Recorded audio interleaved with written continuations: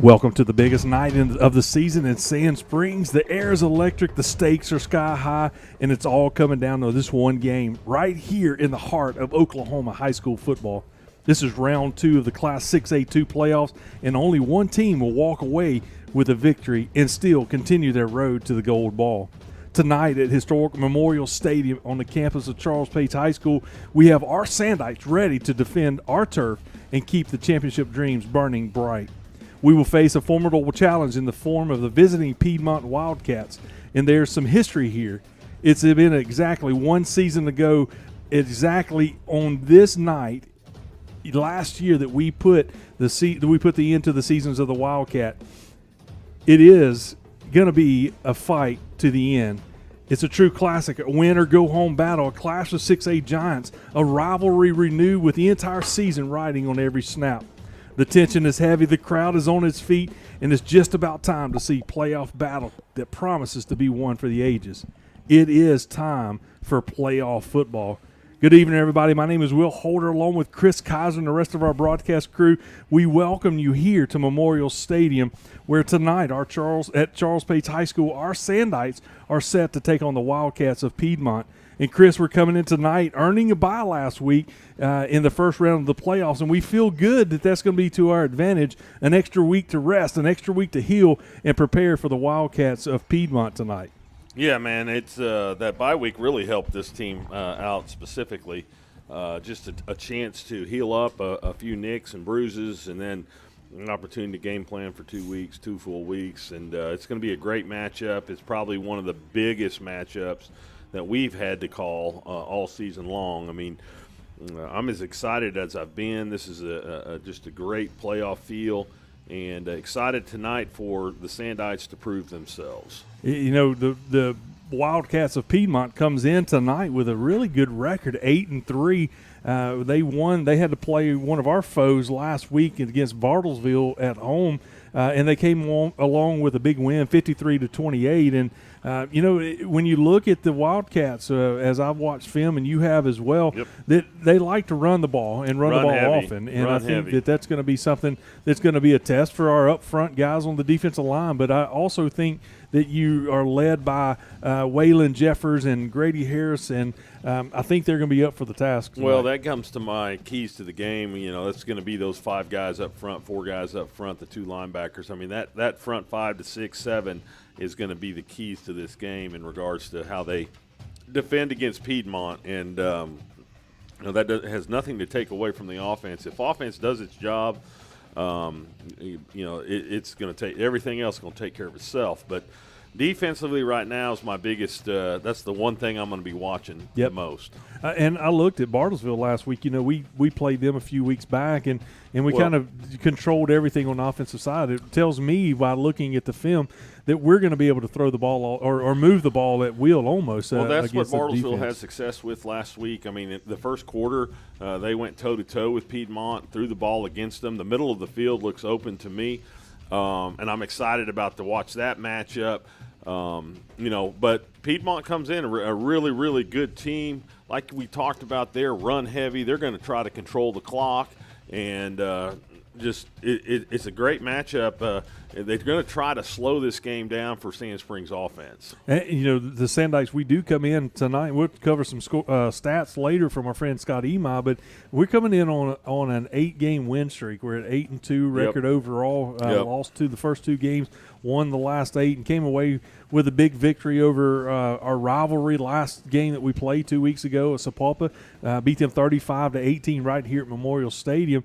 And so we know that the momentum is in our favor right now moving in. And tonight is really clear. You're going to win or go home. So it's time to get it on and make sure that we keep focused and keep that momentum train rolling. Well, that's the flavor of playoff football, win or go home. And, man, like you said, we're riding an 8-0 win streak. This is the winningest senior group that's ever come through this program.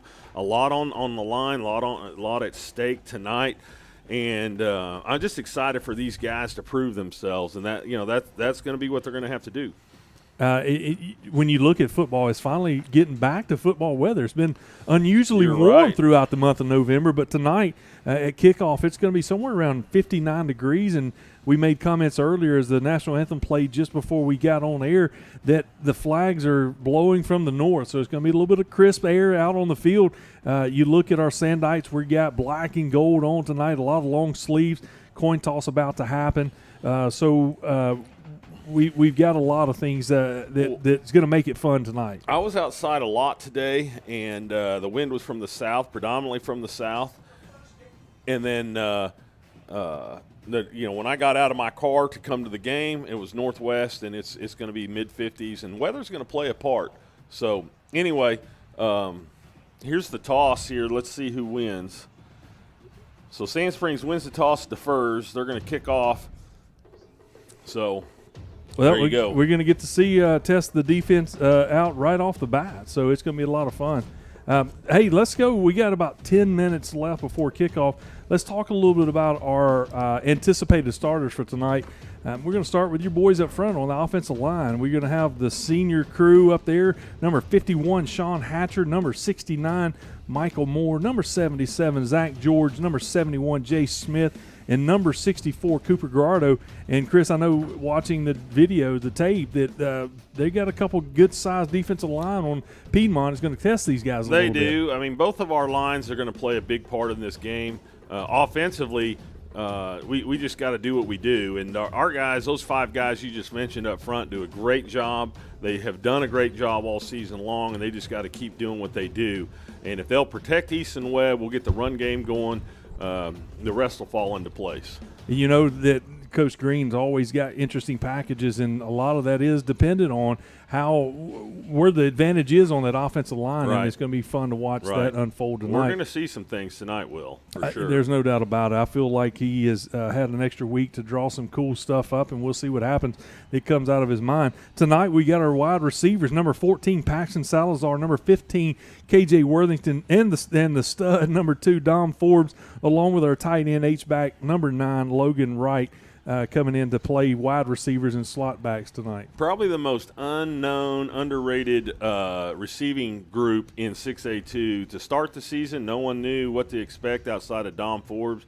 Now they're probably one of the strongest receiving groups in the state in 6A2 for sure. These guys all can make catches. They block really well downfield, and they make you pay if you make a mistake. And it's backfield is almost by committee most of the time. We do expect that we're going to see a lot of running backs tonight. But number 26, Chavez Williams, is probably going to be one of the first to start, if not the starter tonight. But you're going to see Kendall Page. You're going to see Tristan Birmingham in the backfield. Coach Green likes to mix that up a lot, too. Right. So we never know exactly what package he's going to start with, but those are your running backs for tonight. Right. Chavez will get the start. I'm 90% for sure. He's done a really good job toting the rock this year. Kendall does a good. They all have a different style, but the kind of the X factor is Tristan Birmingham, and he's been a huge key to this running game in the last 4 weeks, and I expect the same thing tonight. And all of this is led by the senior quarterback, number 6, Easton Webb, and we could talk all night about him and how he's progressed over the season, but looking really good, playing really well at the end of the regular season, coming into the playoffs. I expect him to continue that play tonight. He just needs to get started early, do what he does, and I'm telling you, man, he's one of the best in the state, one of the best that's ever played football here at Sand Springs, and excited to watch him perform tonight. And we talked about it all night. Defensive side of the ball is going to be tested. We know that Piedmont's got a really speedy number 17, going to line up in the slot, going to line up on the wide receiver position. We saw them one of the games I watched them play. They like to run the jet sweep with him. Yep. Just kind of bring him across the middle of the backfield and just let him go. And so our defensive back got to play position football. Got to stay in our lanes and make sure that we shut that down. No, they do, and it's going to be really what our defense is going to have to do is be assignment sound. They're going to have to stay focused and keep their eyes on the right spot. I mean, this is a triple option, run-heavy offense that they're going to do. You're going to see some wing tee action and all kinds of motions. They've just got to do what they do, and it all starts with those 4 or 5 guys. I don't know if Bobby's going to run a 5-man front, a 4-man front, but it starts with the guys up front. I saw, you remember at Sapulpa, we did do a little bit of both. We had 4-man, but we'd bring an extra down lineman. Then when a certain package came in, he brought in an extra defensive back linebacker kind of guy with Gage Gunn. But our defensive starters for tonight that we think is going to start is number 5, Grady Harris on the defensive end, number 8, Waylon Jeffers, number 66, Aiden Ryan, and number 53, Devin McCulloch is going to round out that defensive front for the Sandites. Yep, and it's kind of crazy. They have a senior, a junior, a sophomore, and a freshman starting, have done a great job all season long, and then Jacoby Van's going to come in and be that 5th guy if they need it. And they've done great up front. And then you look at the backfield of the Sandites, and on the defensive side, starting with the linebackers, number 0, Emery Smittick, number 3, Brock Odell, number 4, Joe Farmer, are some of the best linebacking crew that we've seen all season, no matter who we've played. Yes. They have played really good football all season long. Well, if our guys up front take care of the blocks and do what they're supposed to do, these guys will come flying free. They're going to have to track down number 17 and have to come through some gaps and make some plays, and I expect their pursuit to be just 100%. So. And then you look at the defensive backfield tonight. We have talked, even on this week's coaches show, we talked about how great they are. And Junior Ballard, Trey Pope, Alex Dudley, and Caden Pope, we think is going to be back in the starting lineup position tonight. Well, let's hope, and if not, Gage Gunn comes in and fills his gap. But these guys are the masters of the takeaway. All right, the Sandites are going to take the field at about a minute and 30 seconds, so we're going to watch that. But, Chris, we're going to come back after they take the field.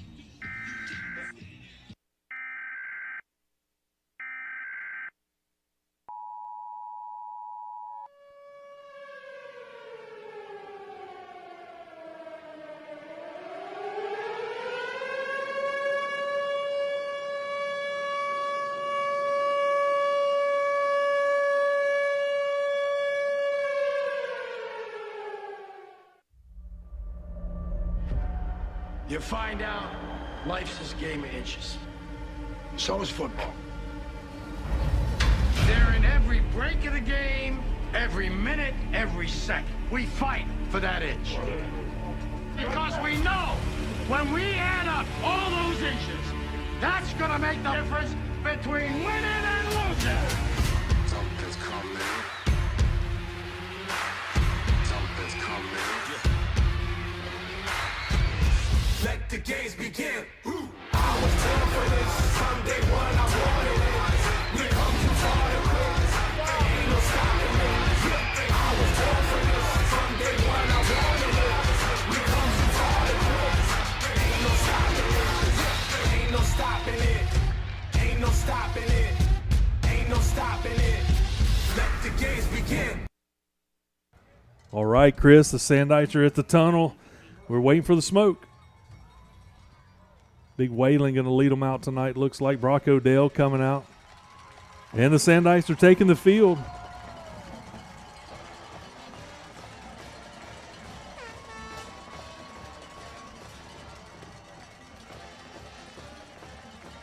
Nothing better than that, Chris, to watch the Sandites take the field. The banner's up, dressed in black and gold, eyeing down the Wildcats of Piedmont.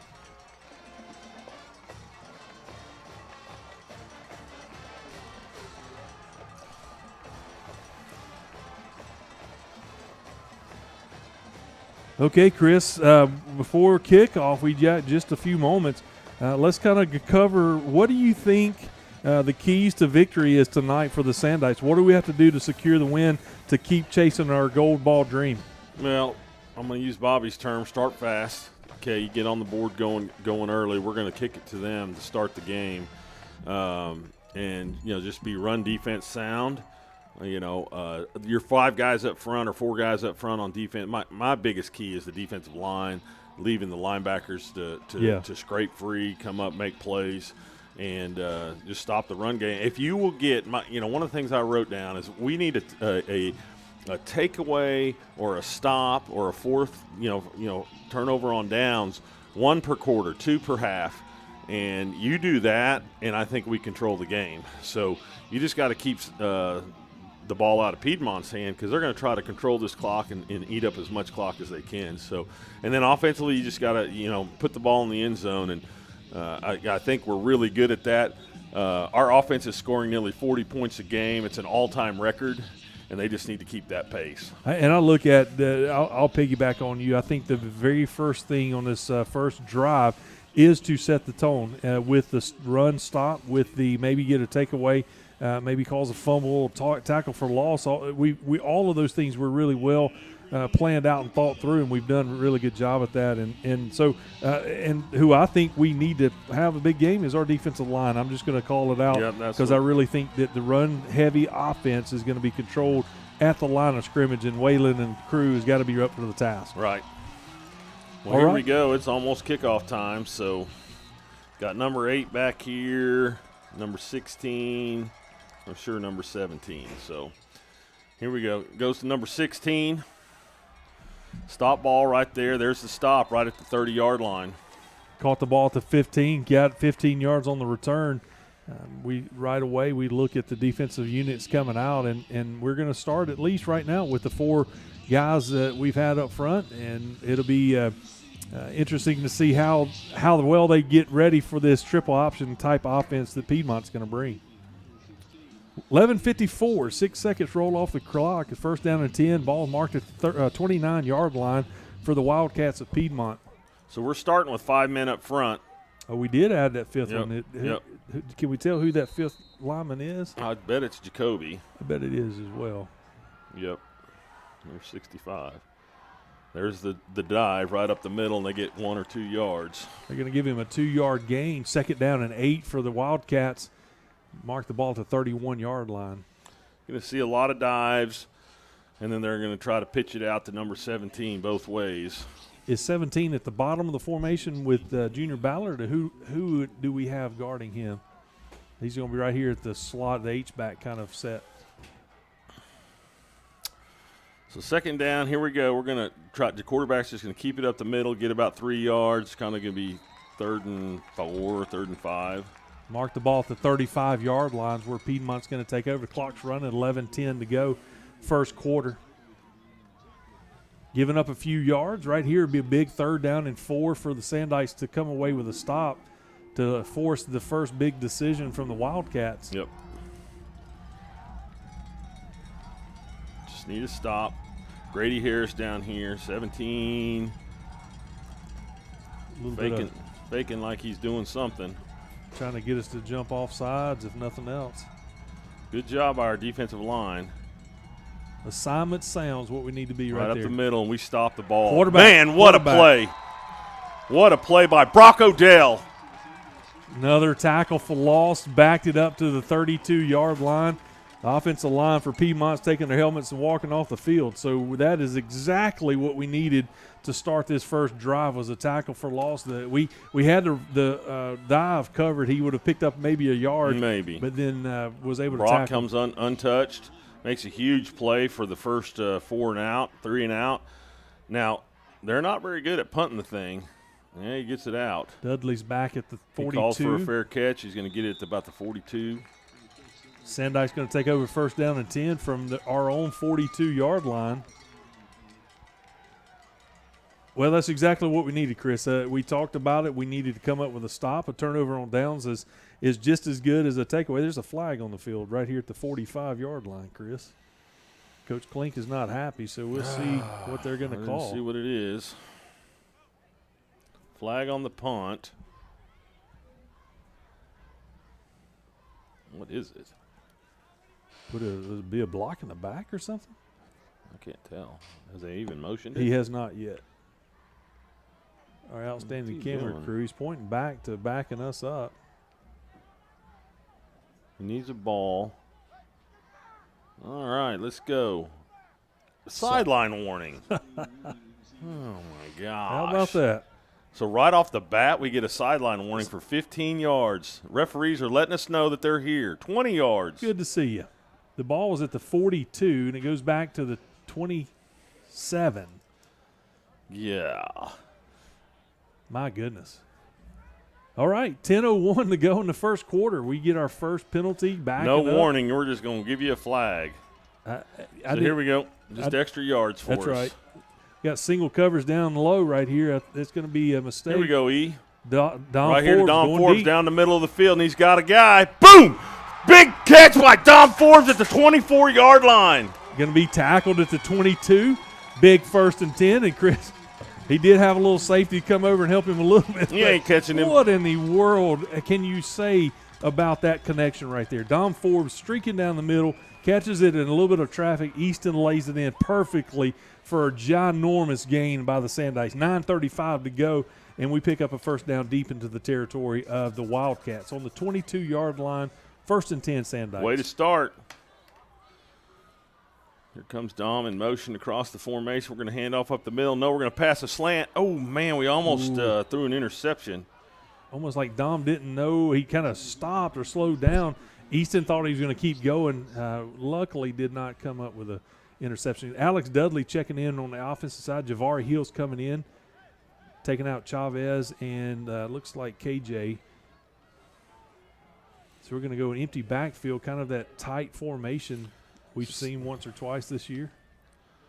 2nd down, empty backfield.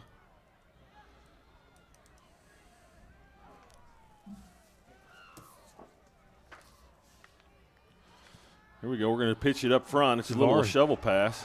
Javari Hill. We got room, and he's going to power his way down to the 4-3 2-yard line. What a play. I love the mentality of Javari Hill. He comes around and takes the jet sweep, and he didn't try to dodge the guy. He's just going to run over. He made the decision, I'm going to pick up a few extra yards right through the defender. Did a great job. Yep. So that's a shovel pass. Easton's going to pass it forward right there underneath him, and man, we're down 1st and goal at the 4-yard line. 8:50 to go in the first quarter. Got 2 receivers up. Dom down at the bottom of the formation. Chavez back in the backfield. Here we go. Oh, we're going to throw a fade. He's got him. Oh, he threw it too far. He was wide open. Yeah, he was. Just a little bit deep on the pass. 2nd down and goal from the 4-yard line with 8:39 to go in the first quarter. Still scoreless. Sandites are threatening right here. Tristan Birmingham coming in as a running back. 2nd and 4. Chris, this is Memorial Stadium is packed out on the Sandite side. Yeah, it is. This will blow the roof off of it if we get the score right here in the early first quarter. 8:39 on the clock. Moving Dom, and here we go. We're just going to pitch it. Tristan Birmingham in the touchdown. Sandites in the end zone. Not sure Tristan Birmingham was touched. Oh, we got a celebration penalty. Of course. Yeah. The referee's got to let us know they're here. We got 2 flags on the play. They're going to call holding on that first flag. Oh, man, maybe. Touchdown's good. Touchdown. Unsportsmanlike conduct on the Sandites. Come on. Well, we have 2 huge penalties. I would assume that that's going to be assessed on the kickoff. Yeah. 15 yards. We do score a touchdown. Now we have Easton Webb holding. Copeland's going to be our kicker for the point after touchdown with 8:35. What was that, about 5 plays? Maybe 6 plays on that drive? Hold on.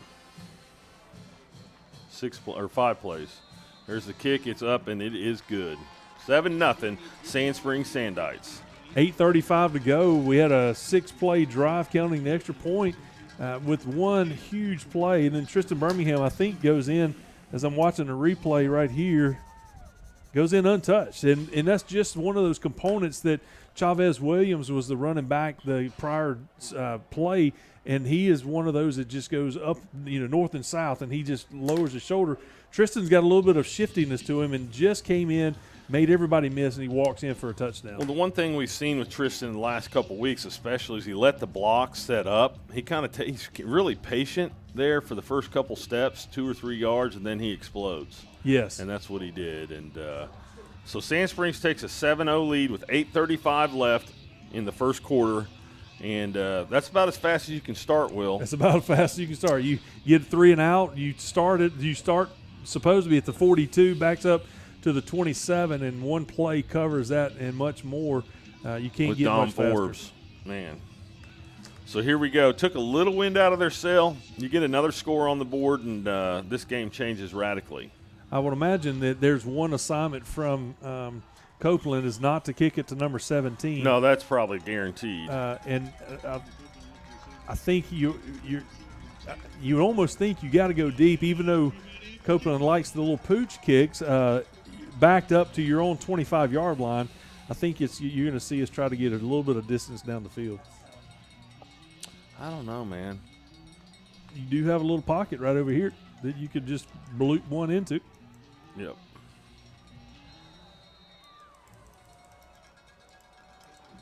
Don't let him bait you into kicking it to him, though. And that's what he does. Wow. Took it He's at the got it. 25. 17's got some speed. And he gets wrapped up right there at the 45-yard line. Joe Farmer and Tristan Birmingham. Don't we may throw have a flag. Please keep in your pocket. Golly. It was a little close over there. Well, I mean, we're rolling. We're spinning in the tackle. There's a flag, Chris. Great. At least they're going to get probably, I see it laying on the ground, probably going to get us 15 yards. Late hit or out of bounds. 3 big plays, 15 yards apiece. Personal foul face mask on Sand Springs. Well, they didn't tackle out of bounds. We just grabbed his face mask. But he was tackled at the 45, so that's going to take it over to the Sandite territory. Going to mark the ball at the 40-yard line. First, so that's going to be the 3rd penalty of the game, and all 3 penalties go against Sand Springs. And 15-yard caliber. It's So they're going to take the ball on the 40-yard line inside their own territory, Piedmont.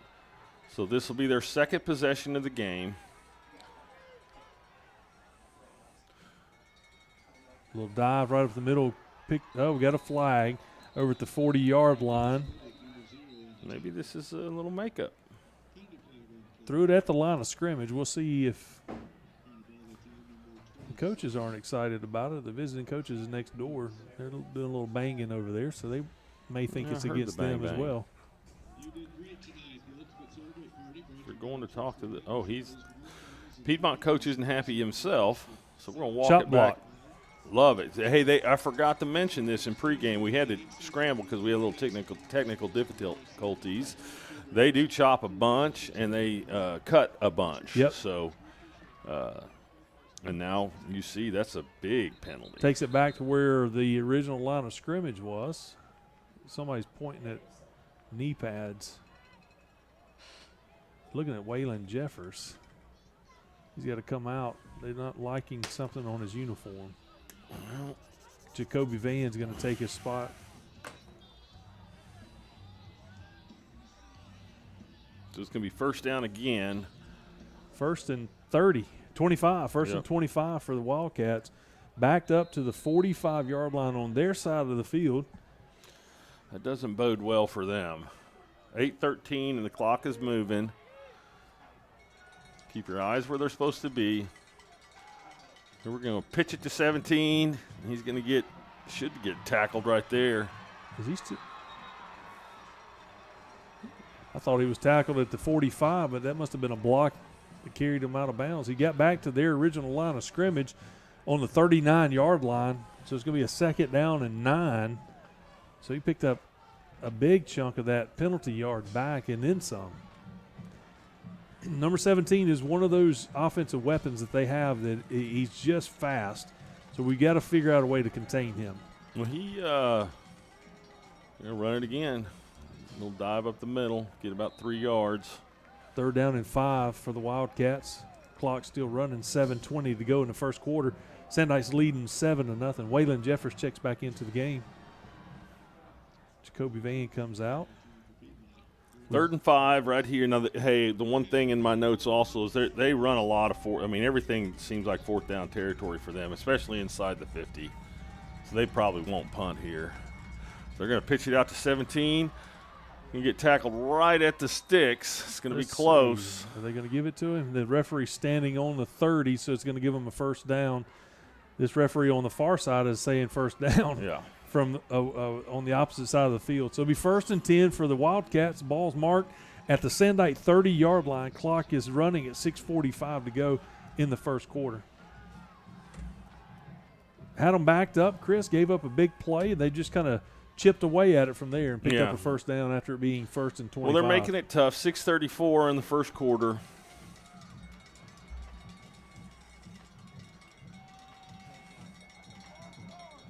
Quarterback keep around the left side. Gets tackled in there by Alex Dudley.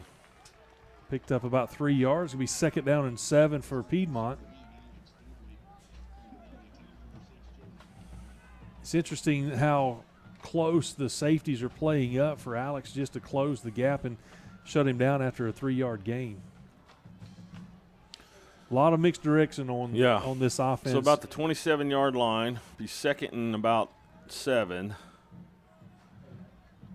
Handoff. No, they're going to come back with a counter to number 17. He's going to get wrapped up at about the 25-yard line. They're going to mark him down at the 24. It's going to bring up 3rd down for Piedmont. Waylon Jeffers kind of was one of the first stop. Chris, they got so busy looking. It looks like Gage Gunn is playing. Caden Pope is still not in there this week so far. Going to put 5 guys up on the line of scrimmage here. Yep. Got to get a little pressure in the backfield. The dive picks up the first down. Going to carry it down to the 18-yard line, where it's going to be 1st down and 10 for Piedmont. We kind of zeroed in on the quarterback and the pitch man and forgot about the dive. Picks up a first down for Piedmont.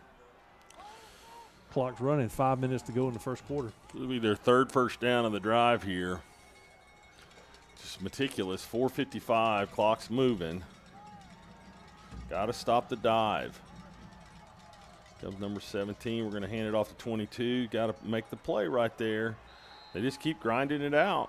3 to 5 yards of play every time they run the ball. They bring up 2nd down and 5. Got the ball marked at the 13-yard line. 4:30 to go in the first quarter. This is typical Piedmont. They just like to just chew the clock until one way to keep us from scoring, unless we have a turnover, is to keep our offense off the field. Yep. And this is what they do all the time. Kind of lull you to sleep. Once in a while, they'll throw a pass out there, but most of the time you're going to see this. Handoff up the middle. Hey, they keep getting the dive. They're going to keep trying the dives, and that's going to be another first down for Piedmont. 1st and goal from the 8-yard line. Just right up the middle. Clock's running. Going to go under 4 minutes on this play. First down. Well, they didn't quite give them a first down, Chris. 3rd and inches for the Wildcats. Wow.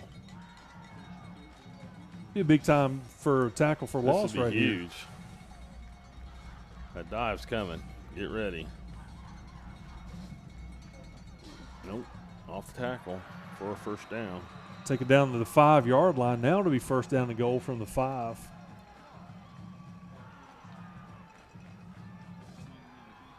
We've got people in the box, Chris. We just hadn't been able to slow the dive down. Nope.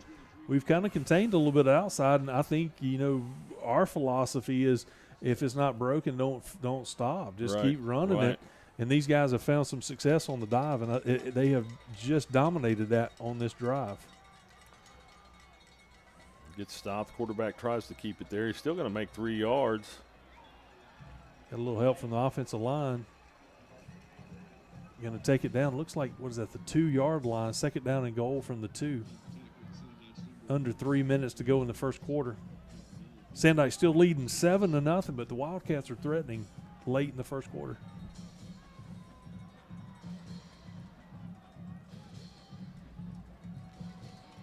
Be the 12th play of the drive. 2:45. Wow.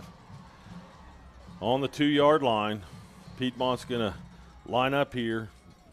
Your handoff up the middle. He's going to get stopped. Number 22 gets stopped at no gain. It's going to be right at the 2-yard line again. Be 3rd down.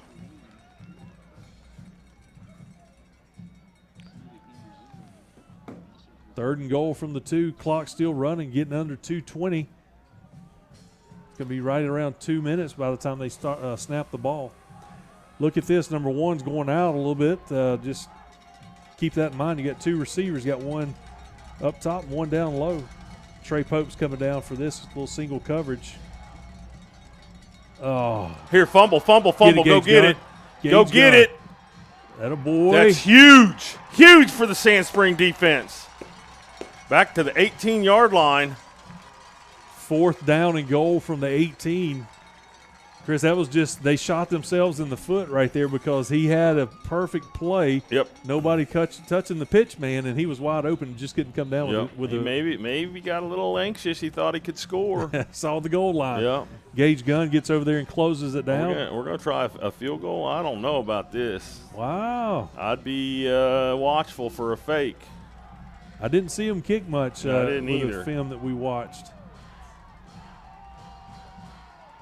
Oh, he got it blocked. Let's get it. Sand Springs holds. Turns the ball over after a blocked field goal. Wow. Huge. That may be why we didn't see him kick much. That was an huge. They were going to kick it from the 18-yard line and just got deflected. And two defensive set. One, we dominated 3 and out. One, we let them have I don't know who blocked it. Amount. I didn't see who blocked it either. Somebody on the left-hand side got their big paw up and knocked it down. But it's going to be 1st down and 10 for the Sandites. Ball marked on our own 15-yard line with 1:10 to go in the first quarter. And Chavez is in the backfield. All of our receivers are up top. Logan Wright's on the right-hand side of the formation, looks like. I'm sorry, the left-hand side. Here we go. Easton Webb back to pass. He's going to get pressure. Going to get sacked for about a 6-yard loss. Bring up 2nd down and 16 for the Sandites. Pocket collapse. Got a couple good rushers in there that slowed it down. Here comes Alex Dudley back in the offensive set. Under a minute to go. Clock's running. 50 seconds to go. Sandites still leading 7-0 after an amazing 4th down stand block field goal. 20 seconds on the play clock, so they're going to have to run a play here. Got the stack formation at the bottom and the top. Unfortunate sack there by Easton. Here he is. He's going to throw it out here. Alex underneath. He's got room. This could go all the way, folks. Alex Dudley at the 50, at the 40, at the 30. He's going to get to the 20. Number 1's giving him a shot. Oh, got a horse collar. Number 1 from Piedmont chased him down. Got a horse collar at the end. He's a little slow to get up. Maybe he landed on the ball. That's a tough play by Alex Dudley right there. Woo, My goodness. Alex, the length of the field. 4 seconds on the clock is ticking. I guess we don't stop the clock. For a 1st down, they've been starting it right away. Wow. Clearly on the replay there was a horse collar. Didn't get called. Hey, that's the end of the first quarter, so we're going to step away. Sandites are up 7-0 over Piedmont Wildcats and threatening to score again. Don't go away. This broadcast break brought to you by our friends at Amped Up Energy and Protein. We'll be right back. No insurance? Cure Medical Clinic in Sapulpa provides free health care to those without health insurance. Call us at 918-347-9221 to schedule your appointment.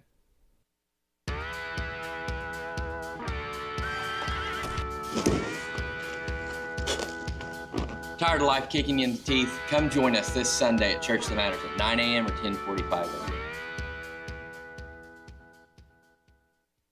Project Dude Man is a men's riding club with a mission to have fun, build friendships, and to free all cyclists from the stigma associated with men's mental fitness and well-being.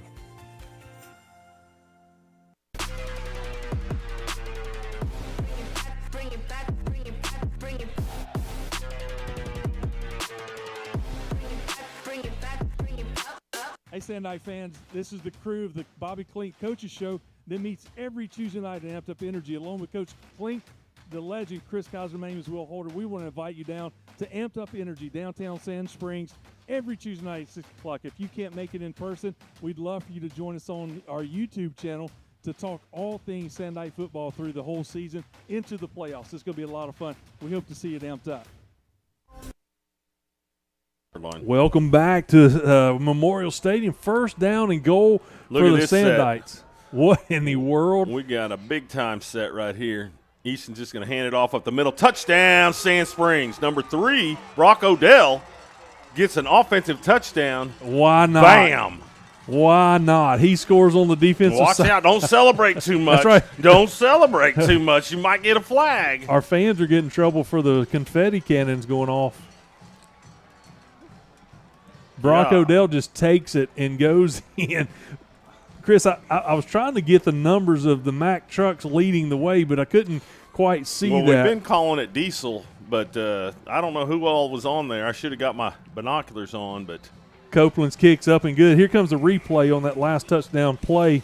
Looks like Waylon Jeffers, Grady Harris is standing side by side with Easton Webb and Brock Odell in the backfield. look at this. My number goodness. 8, number 5, and they just demolished some dudes. Nobody touched him. Grady, those 2 defensive linemen went offensive linemen. Run right behind me. Hey, Chris, we got a break in the action. Let's go over a couple scores that we got going on that's playoff worthy that we've got the second round going. Piedmont, Sand Springs, our score's 14-0, but here we go. Muskogee's up 14-0 over Putnam City. Choctaw's up 8-7 over Sapulpa. Southmore is winning over Stillwater 3-0. Just to let you guys know, the winner of our game tonight is going to play the winner of Muskogee Putnam City, and it'll be at a neutral site next week if that when it happens on Black Fridays when that game will take place. But we'll keep you guys up to date on the scores as the game progresses. But we're watching that Muskogee Putnam City game. Hey, Will, we get the kickoff from the 40. No, the wind blew the ball. That's unusual. We get to go no right back excessive to it. celebration. My we're goodness. excessively celebrating up here. Absolutely. It's rocking in our box. I don't Yep. know about outside. Here's the kickoff. Back over to the left side of the field. Number 20. Ooh, he's a little – oh, my goodness. What a hit by number 20. That is Gabe tremendous. Harris goes down and just stops him in his track. Chris, what a hit right there. Coach Klink's fired up. That is playoff football right there. I told you in the opener this is going to be one for the ages because these boys have come to play tonight, and number 20 just lit him up right there. That is phenomenal. All right, catch my breath. Here we go. First down and 10 for Piedmont. The ball's marked on the 26-yard line. 11:51 to go in the first half. Sand Springs up 14-0 over the Wildcats of Piedmont. So first down, 11:51. Stop, dive. There it is right there. Stopped it. Now this is where I think Emery Smittick came over the top. He was not the first to get there. He was just the one to finish it up. Well, I watched the Putnam City game the other day, Piedmont Putnam City, and once Putnam City got up 14, they just said, beat us by the pass. Yeah. And they just walked guys up. They walked 9 guys up and said, we're coming. I would imagine that we're going to start stacking the box as it looks like right here. They're not. So that's the loss of 1 yard. Yep.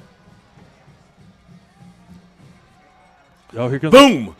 Go get the ball. He threw it to his mom in the stands because Is that Gage Gunn? Gage Gunn put some pressure on him and forced him to throw it up. Number 6 for Piedmont, the quarterback, had no chance. Good. I want to give credit where credit's due. Our speedster, hard hitter, Caden Pope has been out for a few games, and Gage Gunn's come in and has played very well in that position as a senior. He's done a really good job. And there's one thing about it, he's fast. We saw him a game or two ago chase somebody down from behind, and Gage was back in the backfield, stayed assignment sound, chased the quarterback, forced an early throw for an incompletion. Well, it just takes them out of their rhythm here.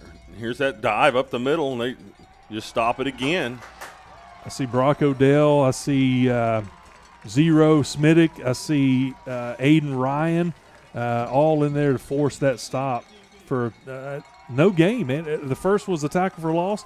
They may give him 1 yard. It's going to be 4th down and 10 for Piedmont with 10:45 to go. Alex Dudley's in the back 40-yard line. This thing may get out of hand, Will. I'm just saying, right here in the second quarter, you forced them to do some things they don't want to do. Keep in mind, Sandites get the first kickoff of the second half as Here's well. the punt. Nice punt. Dudley. Big spiral. Uh-oh. Come on, Alex. Alex has got some room Trouble. around the edge. There's 50. Trouble.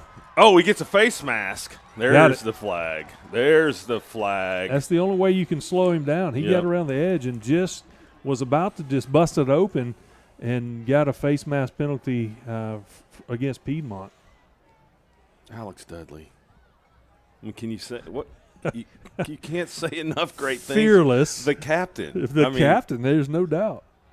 He you give him room right there. He dropped the ball, picks it up, makes a huge play. Could have got more.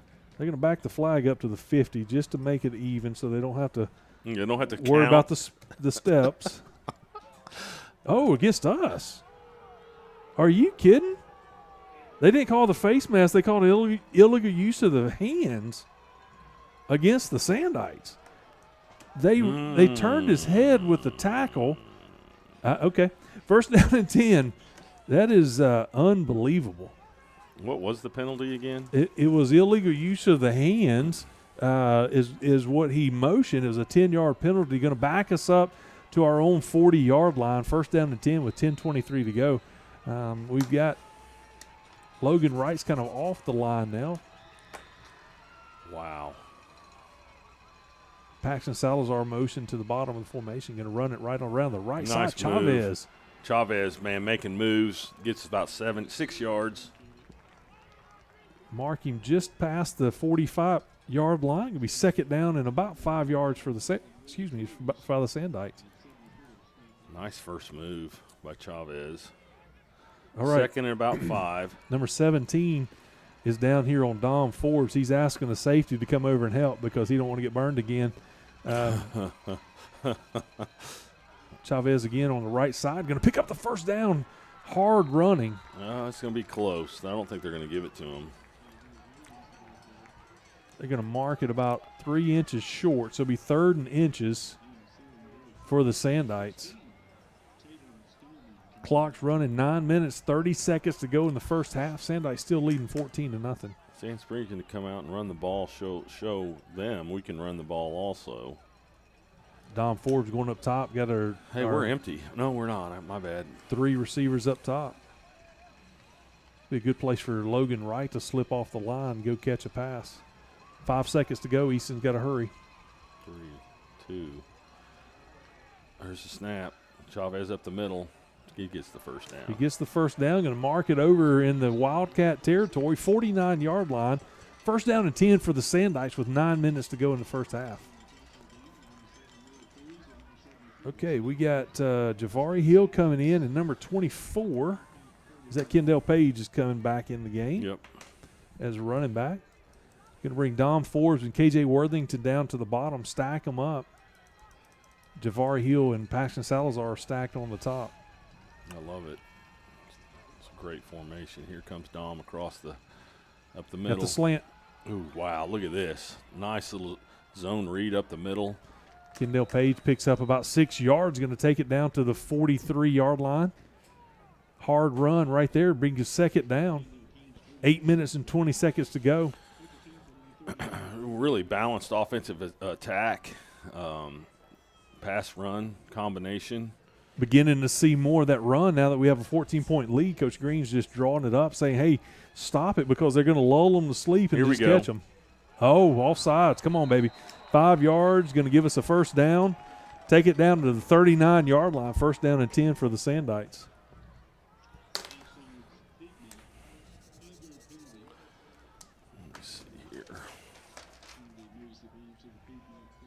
We've got them all shook up, Chris.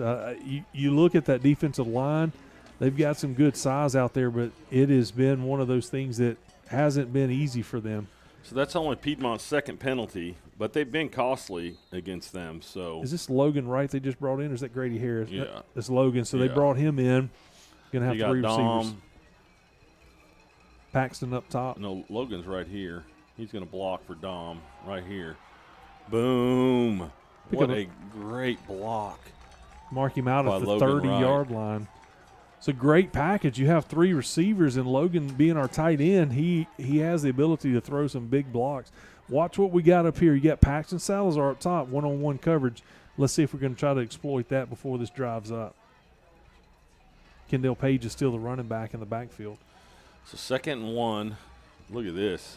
Going to switch the formations. You're still going to have single coverage on Paxton at the bottom. Yep. We know he can go up and make a hard catch as well. Yep. 8 seconds on the play clock. Kendall Page is in the backfield. Probably get the handoff here, and here it is, right up the middle. And he's going to get Oh. he finds his way out, uses his feet. First down. Keeps his knees moving. Just Kendall couldn't wrap Page. him up. He was just slippery right there. Bring up 1st down and 10 for the Sandites. They're going to mark the ball at the 27-yard line with 6:50 to go in the first half. Great. At halftime, while we got a second, we're going to have a performance by the Sand Springs High School Jazz Band. The dance and the cheer team's going to perform. So just stick around for that. It'll be a lot of fun watching those This will be guys. the second first down of the drive. 6:31 on the second quarter clock. Easton's taking his time, looking at the coverage. He's going to pitch it out. Here comes Tristan Birmingham. You can't not catch it. Oh, Come on. They're going to have a holding call. yep. Probably against Zach George, it looks like. Easton's not agreeing with the referee on that one.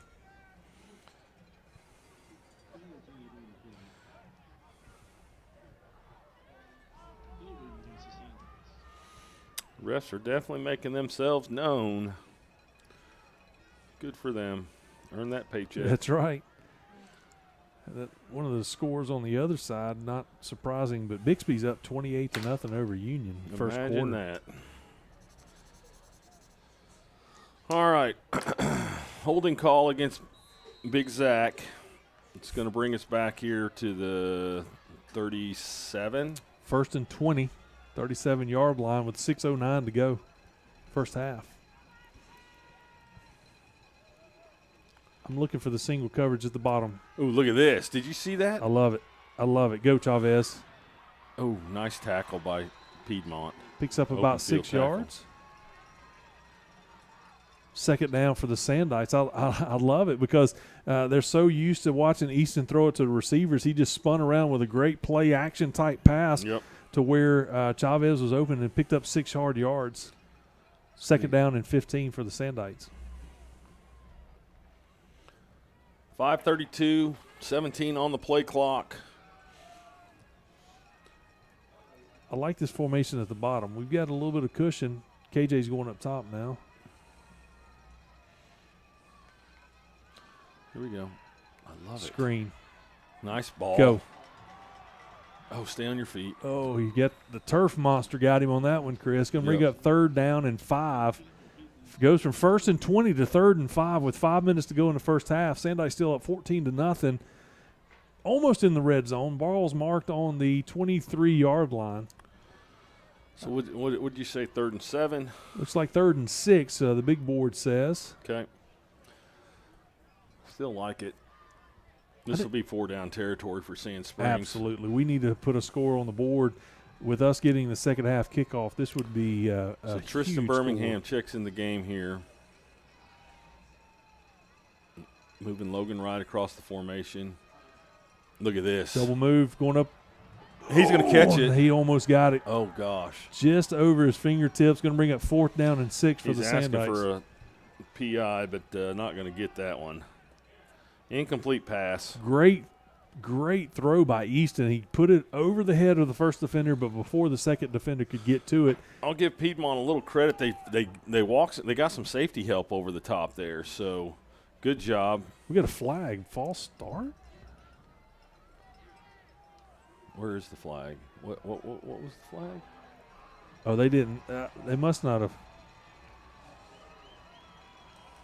Either wasn't one or they picked it up. 3 receivers up top. Here we go. Easton Webb back to pass. Safari Got a Hill's lot of open. time. Look at this. Oh, there's a flag. It's going to be a come holding on. call. Just go down, Easton. Just go down. It's a 1st down, but they're going to call holding again. Is this on 77, Jace? My goodness, Chris. That's a great play by Easton Webb. Great recognition. Plenty of Uses time. His feet. Felt like he got the first down. That it's going to come back. I love the Sand Springs crowd. Sandite faithful are not supporting that call or these calls because it's clear that it is right now heavy thrown against Sandites. It's going to bring back third down. Amazing. Check that. It's going to be fourth down and Fourth 16. I would imagine Bobby's going to go for it. You're bringing Logan back in, taking Javari Hill out. 4:10 to go in the first half. You think you're going to see another pass attempt? Don Forbes is going up top by himself. Tristan Birmingham's in the backfield with Easton. I'd look for something over the middle.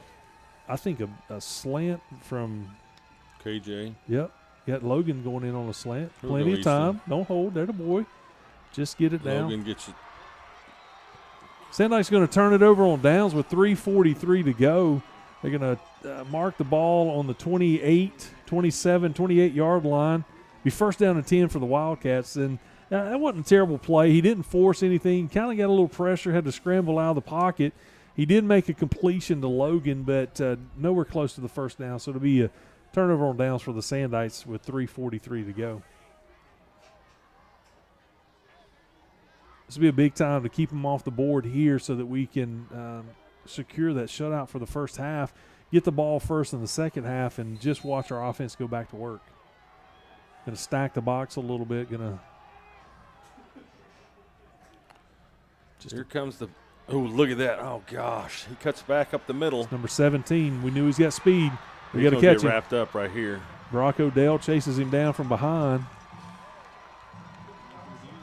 That's the one thing that we knew that jet sweep kind of play. We had him bottled up. We did. Had him bottled up right there. Alex Dudley came in and turned him inside. There was no help on the inside. 17 gets up off the turf, shaking up a little bit. That's all right. It'll be first down and 10 for the Piedmont Brock Wildcats. Odell, and you saw some true speed right there. That's right. That's the two fastest guys on the teams. That's right. And Brock reeled him in. He did. Tackled him from behind. A big pickup. They got it on the 28-yard line in the Sandite territory. 3:30 to go in the first half. Clock's not running for them after resetting the chains. No. There it goes. 3:27 now. 22 seconds on the play clock. Now they're going to try to play hurry up. I feel like they got a chance to score. Hand the dive off up the middle. He's not going to get but about 3 yards. Going to mark the ball at the 25-yard line. Second down from there for the Wildcats. 3:05 to go in the first half. 3 minutes left. 2nd and 7. 2nd and 7. Ball marked at the 25. Looks like they're going to get right back into their triple option style running. Hand it off up the middle. Dive He's not goes gonna get nowhere. Very much. We figured the dive out, I think. Brock Odell leading the – he is a bad man, dude. That's all I got. Big Wayland was up in there. There's about 5 Sandites that shut it down. Timeout on Piedmont. They're going to mark him back. No gain. They're going to say he got back to the line of scrimmage, so it'll be 3rd down and 5. Chris, looking at this first half, we have seen some highs and lows. We've seen a lot of penalties. We've seen a long drive from Piedmont, but all in all, we have played very well when it comes down to bending but not breaking on the defensive side. Absolutely. I mean, Piedmont puts the ball on the turf on a long drive, and it hurts them on a big 4th down play, so they turn the ball over there. But Sand Springs has answered. Outside of that last drive right there, I mean, we're going to put 21 points on it, but we leave the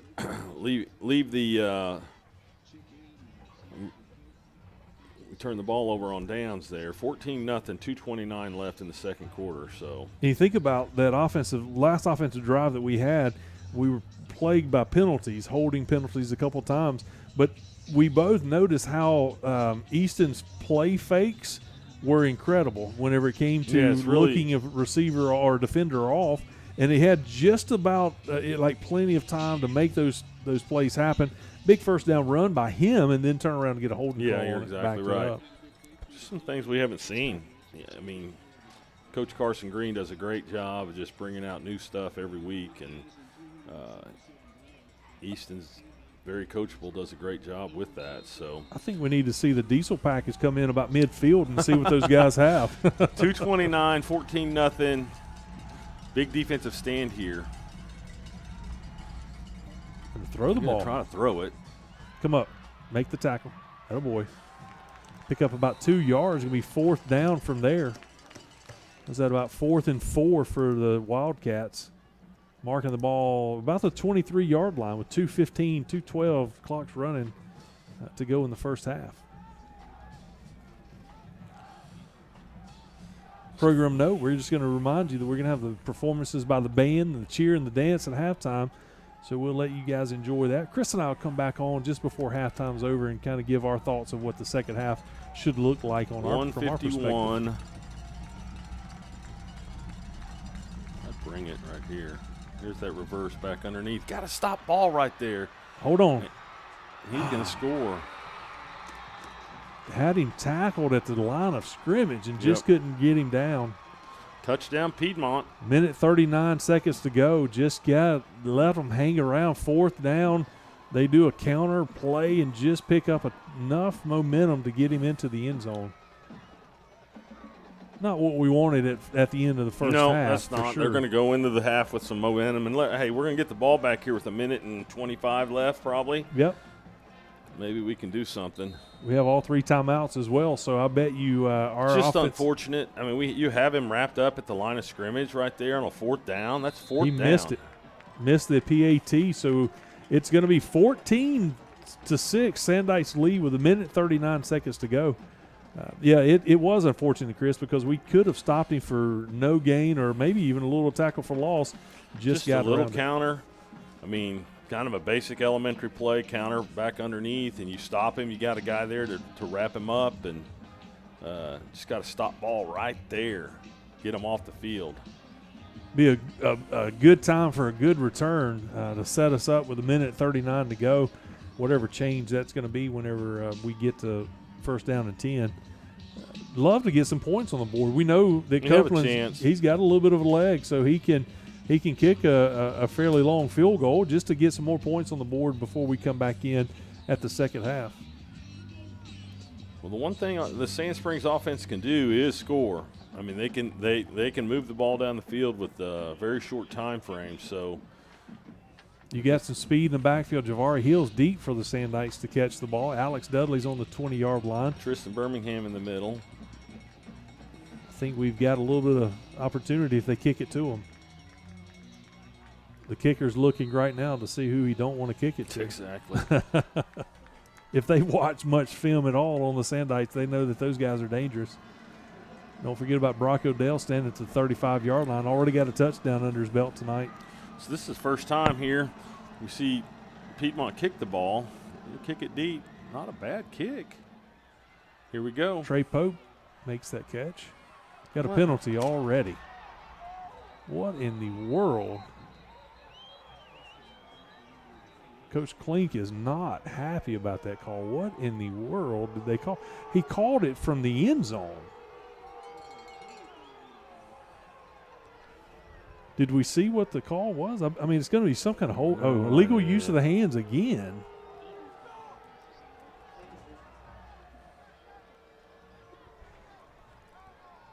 Not even close to being a balanced called game. Not at all. And what's unfortunate is the referee was standing at the 5-yard line. He threw the flag at the 20, and then he picked it up and marked it up to about the 27-yard line, going to back us up.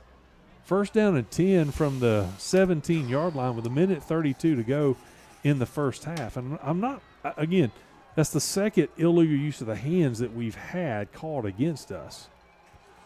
So first down for Sand Springs on their own 11. I think that's going to be the 17. Oh, excuse me. I'm sorry. 17, you're right. Here we go. Easton Webb looking for Dom right over the middle. Perfect. perfect position. 30-yard line. Going to be first down and 10. Mark the ball at the 30-yard line. Minute 25. Clock's running. They don't stop it for the first down, which is interesting to me. Maybe Let's that's go one more play and then call a timeout if we need. Coming to the sideline, KJ Worthington, number 15, makes a big catch. Going to mark him at the 36. Said he stepped out right there. Going to be second down and about 4 yards for the Sandites. Clock is stopped with 1:12 seconds to go in the first half. We know we can move the ball fast. We just got to be penalty free on this drive to get it far enough with enough time to make a score. This crew. 35-yard line. Easton's got all day to throw the ball. Nice. Just going to throw it away. Good Smart choice. move. Going to bring up third down. Third down and 4 for the Sandites.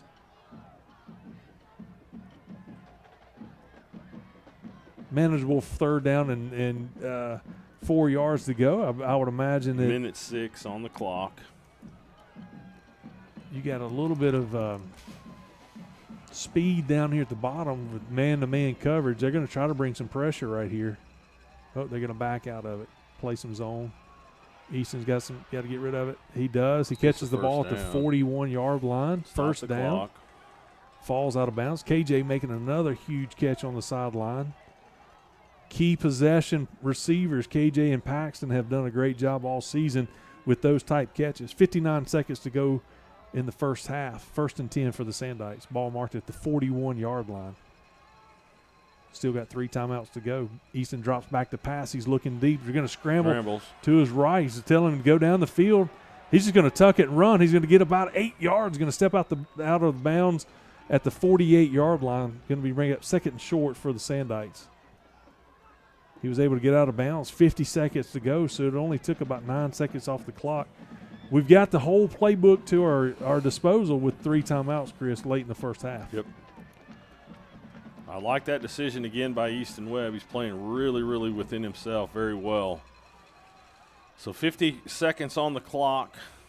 Second and 3. Throw it. Right there in the middle. Good pass. Good throw. Good catch. Down to the 36. You got a flag, Chris. Got to call holding because of pancake block in the backfield. This referee, the white hat, has thrown every flag against Sand Springs. He has not thrown one against Piedmont.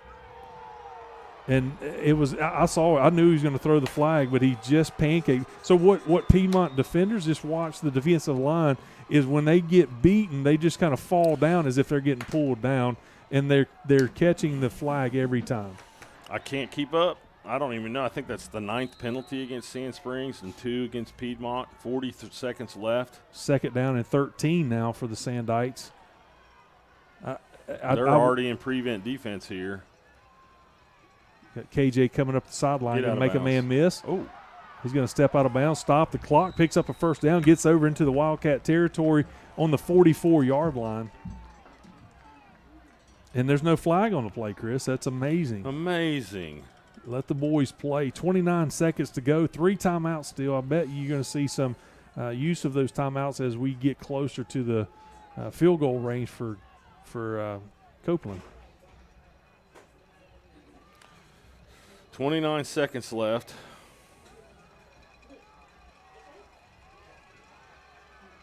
Three receivers up, 1 down. KJ's down here by himself. Comes Dom. Little He's going to slant. get down the slant. Looking, 15's open. He's got him. He's got him. Oh, threw it just behind him.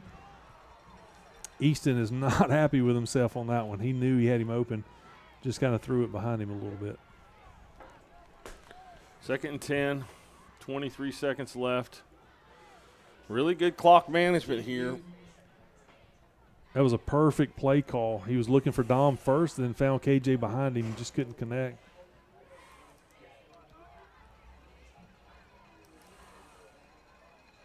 Have Dom down by himself with number 0. Got a little bit of little fluff in the middle, though, a little slant.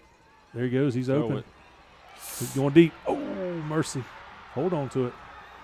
Hold on to it. Timeout. Sack. 15 seconds to go. They do get positive yards, so they won't get credit for the sack, but they bring Easton down. Going to be a 2-yard gain, maybe a 1-yard gain.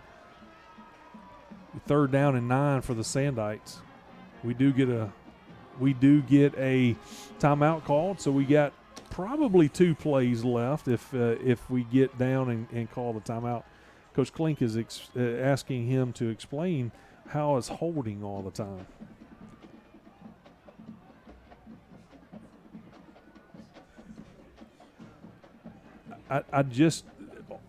It baffles my mind, Chris, how in 6A football the stuff that gets called on the offense and defensive line, how they do that every time. I just feel like that it doesn't warrant those penalties most of the time. I'd have to go back and watch some of that. I wasn't watching, but I do know that it's not even close. I think it's 9 penalties to 2. You got to keep it close, within 1 or 2 penalties per team. So that's what that's my input. That's what I'll add. Bobby's having his way with the white hat down here, and it's just not fair. I mean, you gotta call it both ways, I think. And 15 seconds left for the Sand Springs Sandites. They're up 14-6 here. Would like to put some more points on the board. We get maybe 10, 15 more yards down the field. I think you would see us attempt a field goal. We got 3 receivers up top. Javari Hill's in the inside slot. Receiver Dom's down at the bottom by himself. See if we can get a quick pass off. Tristan Birmingham in the backfield. Get out of bounds. Call timeout. He got it. 9 seconds to go. 8-yard gain. Well, they're going to mark him down at the. Okay, they're going to put the ball on the 35-yard line. So that's going to bring up 4th down and about 2.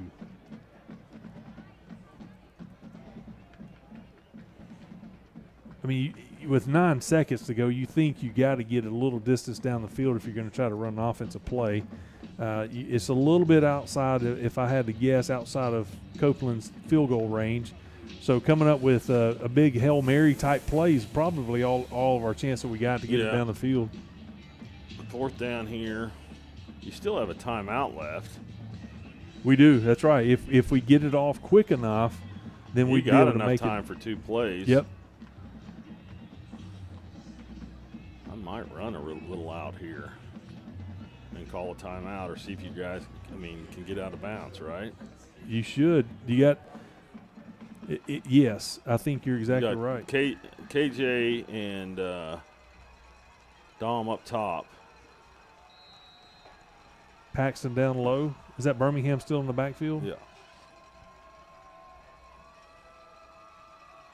Javari Hill on the inside slot at the bottom as well. We know he's got speed too. Oh, my goodness, got a false start. Paxton Salazar was talking about snapping the ball. I don't know who missed the count.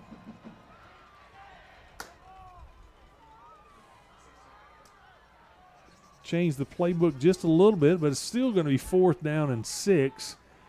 It doesn't really matter where the distance is. You still can get a 1st down, call a timeout. Yep. You got nobody playing on Javari. I know they're going to back it. What are we doing? We've got another false start because the offensive line is jumping. Coach Klink is not going to be happy. Coach Green's not going to be happy about that either.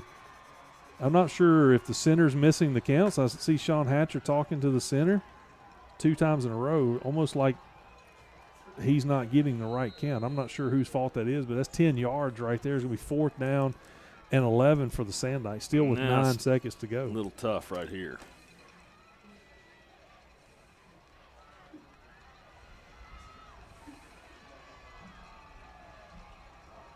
They're going to bring pressure.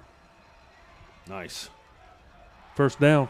Timeout. Look at Coach Klink is sprinting down the sideline to get the timeout call. We got 3 seconds to go. At this point, you're inside Copeland's field goal range. We've seen him hit from, was it 38 back at Bartlesville? Is that where that long field goal he connected with? Yes. Is that Paxton? That was Paxton. Takes it down for a big 1st down. 1st and 10. We got 1 play left. 3 seconds to go in the first half. Copeland is coming on the field, so you're going to expect this to be a field goal attempt at least. 9 plays. At every 9 plays in the last minute 6. I will say Coach Klink still got a little speed on him. Yeah, he does. He broke out in a sprint to try to get that last We time might out. have to ice him down. I after know. the game. He's going to feel that one tomorrow. Wow. We're going to try to kick it? You got Birmingham. Is he coming in as the holder? Nope, there's Easton coming in. Let's go. Why not try a little fake right here, Chris? We got 14 to 6. no. No, I'm just kidding. Put some on the board. Copeland's got a leg, and I think that this is the right call. 3 seconds to go. I think right pretty much in the middle of the field is where they're going to put the block for him to kick from. I like the confidence here. Absolutely. So We just- right at about the 30. Let's just not false start About a right 40-yarder. Kicks down. He got shanks it. tipped Yep. right at the. Okay, with halftime upon us, been an exciting first half. We just saw a lot of flags on the field. We saw a lot of exciting offense and defensive football, Chris. But at the end of the first half, the Sandites are up 14-6 over the Piedmont Wildcats. We're going to step away. We're going to leave it right here for you to enjoy the festivities at halftime with the jazz band, the cheer squad, and the dance team. So we'll be back in just a little bit to kind of go over some of the first half stats. Chris, I'll get it out in a minute, and then talk about what the future, what we need to do for the rest of the game to hold on to this win. So don't go away. We'll be back in a little bit. Enjoy halftime right here at Memorial Stadium.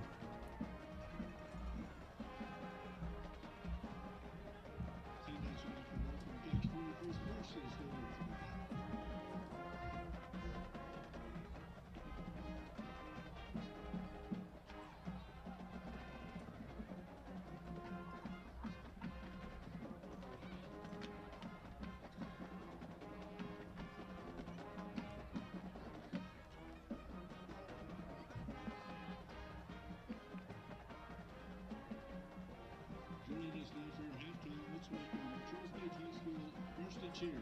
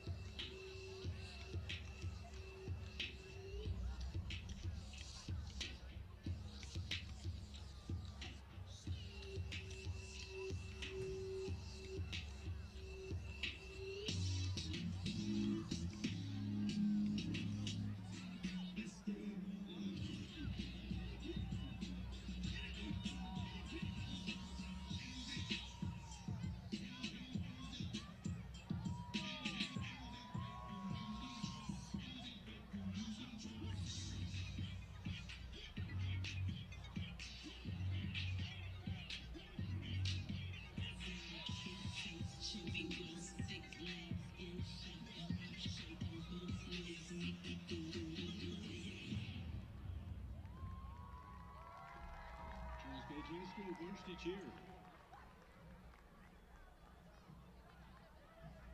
Joining us for halftime, let's welcome the Charles Page High School Varsity.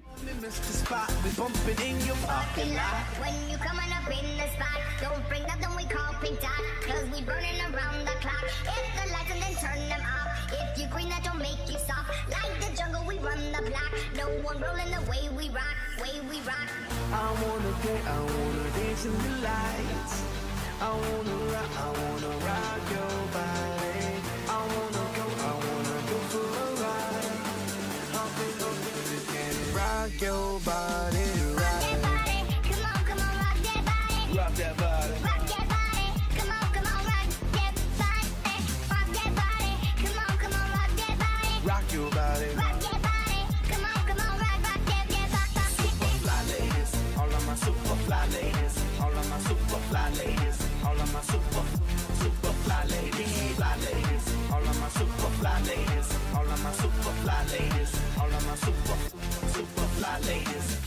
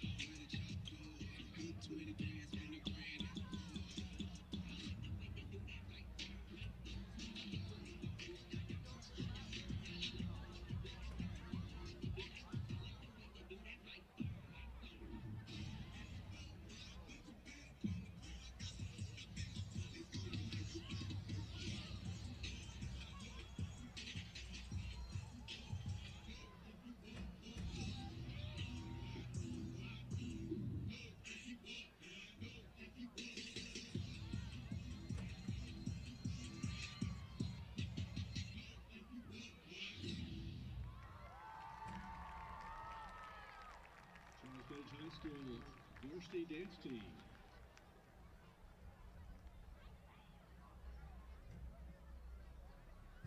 Joining us now for halftime. Unless you go to one of their concerts, you probably don't see this Charles Page High School band that often. Let's welcome the Charles Page High School Jazz Band 1. They represent Sand Springs in the competitive jazz band season.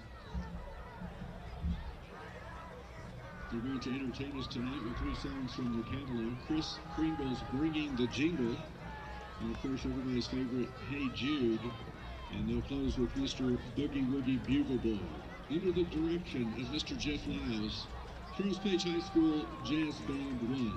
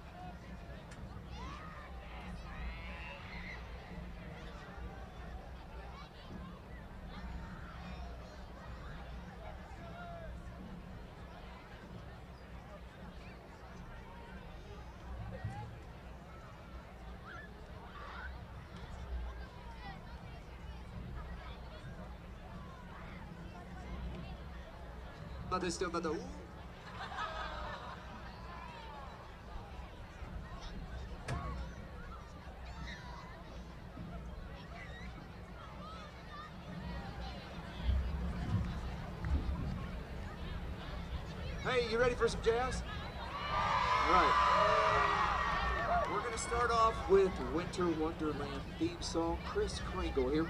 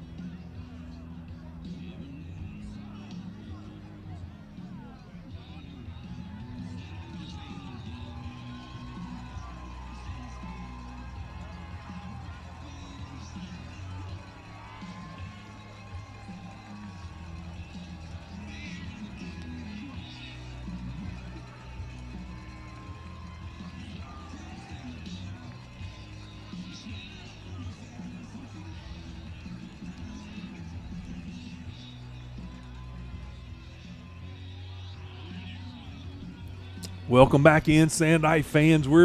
Halftime's just about over here at Memorial Stadium. Sandite's sitting on a 14-6 lead over the Piedmont Wildcats. Chris, we talking off air while the jazz band was playing that we look at a lot of momentum, a lot of positives that we had as our offensive unit, but yet kind of hampered a little bit by the yellow flags on the field a lot for that first half. But yet you look at our drives, you take the penalties all out of play.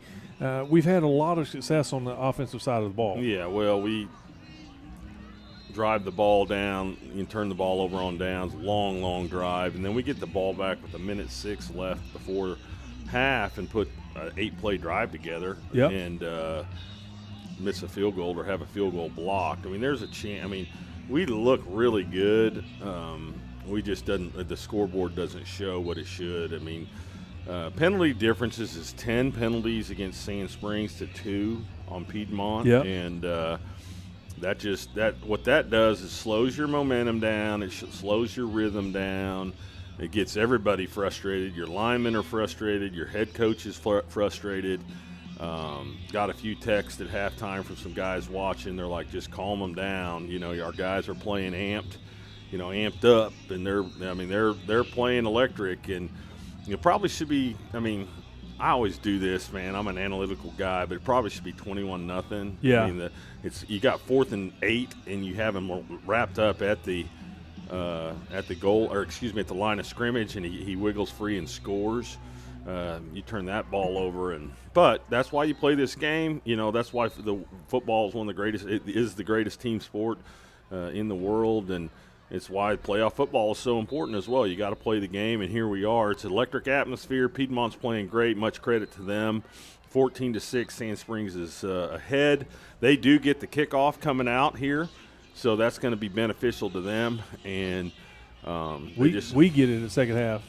We kicked off first. I know. I said Sand Springs. Oh, I'm sorry. I thought you meant Piedmont. Sorry about that. Sand Springs gets the kickoff here at half. So I look at some of the positives, Chris, that early on that Piedmont had some success running up the middle, the dives, the quarterback run right up the middle, and toward the last 2 or 3 defensive possessions that we had, we're able to shut that down a lot. No, we kind of tackle we for made loss. a few adjustments. I'm not sure what they were, or we'll talk about those with Coach Klink after the game, but made some adjustments, stopped that. Doing some really positive things. Just the scoreboard doesn't reflect it. I mean, it's still, a one-score situation.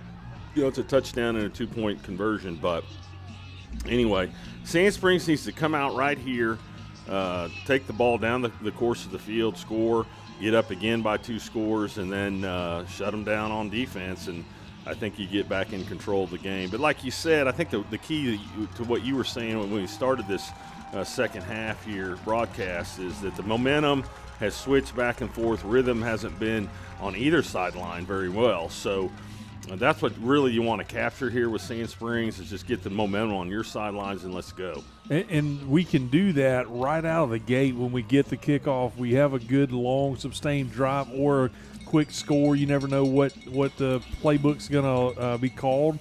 But yet I think that's how you do it. You just kind of force them to not have the will to continue to fight as hard. And when you put scores on the board, that's how that happens. Yeah, it does. And I thought we had a chance there going up 14-0 to really – and that's where I give Piedmont great credit and great response. I mean, they responded, came back, and found a way to put the ball in the end zone and made it playoff football. And so can't take anything for granted here. Sand Springs just needs to stay to their game plan, stick to their game plan. Hopefully penalties won't hamper us as much as they did in the first half and, get the ball rolling here. Well, it is about time for kickoff. Javari Heels back deep for the Sandites with Alex Dudley. Tristan Birmingham's deep. Got those guys like Brock Odell on the third line up there. So it'll be fun to see if we get a chance to return this ball, what we can do right out of the gate. Yep. Then you got to figure out, we got our guys lined up in the middle. You got to figure out, is Piedmont. I didn't even pay attention if their kicker is their extra point field goal guy, but this guy has a leg. He does. He booted it pretty well, so they're going to kick a low line driver.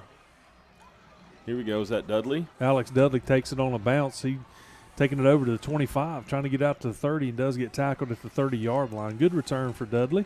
Going to get the Sandites first down and 10 from our own 30-yard line with 11:52 to go in the third quarter.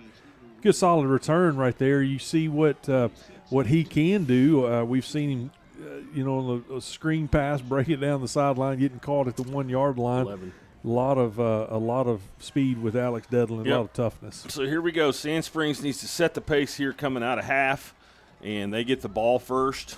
Got Tristan Birmingham in the backfield. He's loosening his hips up, and Easton Webb takes over, takes control of the offense. So here we go. First drive. Dom Forbes down at the bottom by himself. Other 2 receivers up top. Hand off to Birmingham. He cuts back across the grain. He's going to get tackled for a 2-yard loss. Just couldn't get past the line of scrimmage. They're going to mark him down. I think they're going to give him just a 1-yard loss on the official mark. Mark the ball at the 29-yard line. Well, that's right at the 30. I see the referee on the other side of the field is kind of confused at where the spot's at, but it's on the right. The nose is just about on the 30, so right at a no gain, small loss. Going to stack it up at the bottom and top. Birmingham is out of the game. Looks like Chavez is back in as the running back.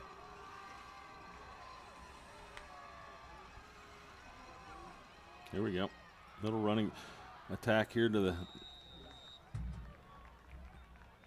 Going to get knocked out of bounds. Looks like the 36-yard line, so he's going to pick up good yards. Third down and about 3.5, 4 yards to go for the Sandites. Chavez looked good on that run, a little patient, opened it up, got to the outside, got to the sideline, picked up a good. About a 6-yard gain. Big 3rd and 4 here. Easton trying to draw them off sides. See how aggressive they're going to be on the defensive line right now.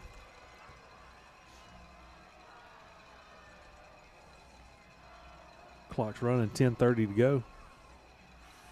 Hold it out. Go, scramble. There you go. First down, Easton Webb. Great job, Easton. 43-yard line's where he's pushed out of bounds by the Wildcats. First down and 10 for the Sandites. Alex Dudley checks in as a receiver on the far side. Nice heady play by Easton Webb, the quarterback.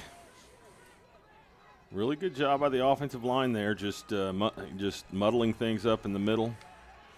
Kind of got that tight formation with 3 receivers right there together. Lost Dudley. Oh, he's down here with Dom on the bottom. Kind of playing. I like this set. Right there to Dom. Boom. Ooh, what a move by Dom Forbes. He's down to the 30. What a catch and a move. And he stays out. He stays up. That's big time. Dom Forbes is big time, y'all. Dom Forbes is not going out of bounds. And with Dudley on the same side, you look at the replay, almost as a decoy. You didn't know who to guard, and Dom goes down, gets knocked out of bounds at the 20-yard line, 25-yard line, and did not go out on his own. He was still fighting for extra yards when he got pushed out. Alex Dudley still in the game as a receiver down at the bottom with Dom. 3 up, empty backfield. Got a false start with Sean Hatcher. Come on, Hatch, baby. That's 2 on him, 2 false starts. That's unlike Sean Hatcher. Gonna lose 5 yards right here in the early stages of the third quarter. 9:55 to go in the third quarter. Sandite still holding 14-6 lead. Those are the things like you get into a rhythm, regardless if you commit the foul or not. It's one of those just you got to get back into that rhythm. Yep. So first and 15, empty backfield. Got some cushion on Javari Hill up top. Here comes Alex Dudley. We're going to just swing it out to him. He's got room. He's going to go right down the seam. He's going to get almost a first down. Pretty close. And we get a flag. 9-yard gain, or 1 yard short of the first down. What can the flag be on? I didn't see where it was thrown. It came from way back on the Let's hope face mask or something. We shouldn't have been holding that far. No, that's way out there. Let's see where the white hat takes us for the penalty. Yeah, it's going back against them, thank goodness. Face mask, that's good. We'll take that. That gets us inside the red zone, inside first and goal for the Sandites now. They're going to mark the ball on the let's see. He went too far. They're going to mark the ball on the 8-yard line. So it'll be first and goal with 9:33 to go in the third quarter. Look at this triple receiver at the bottom. I like that formation.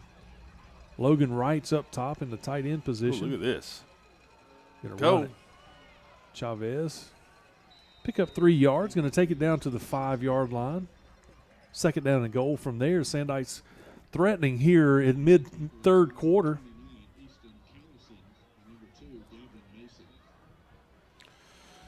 Chavez gets it down to about the 5-yard line, about a 3-yard gain.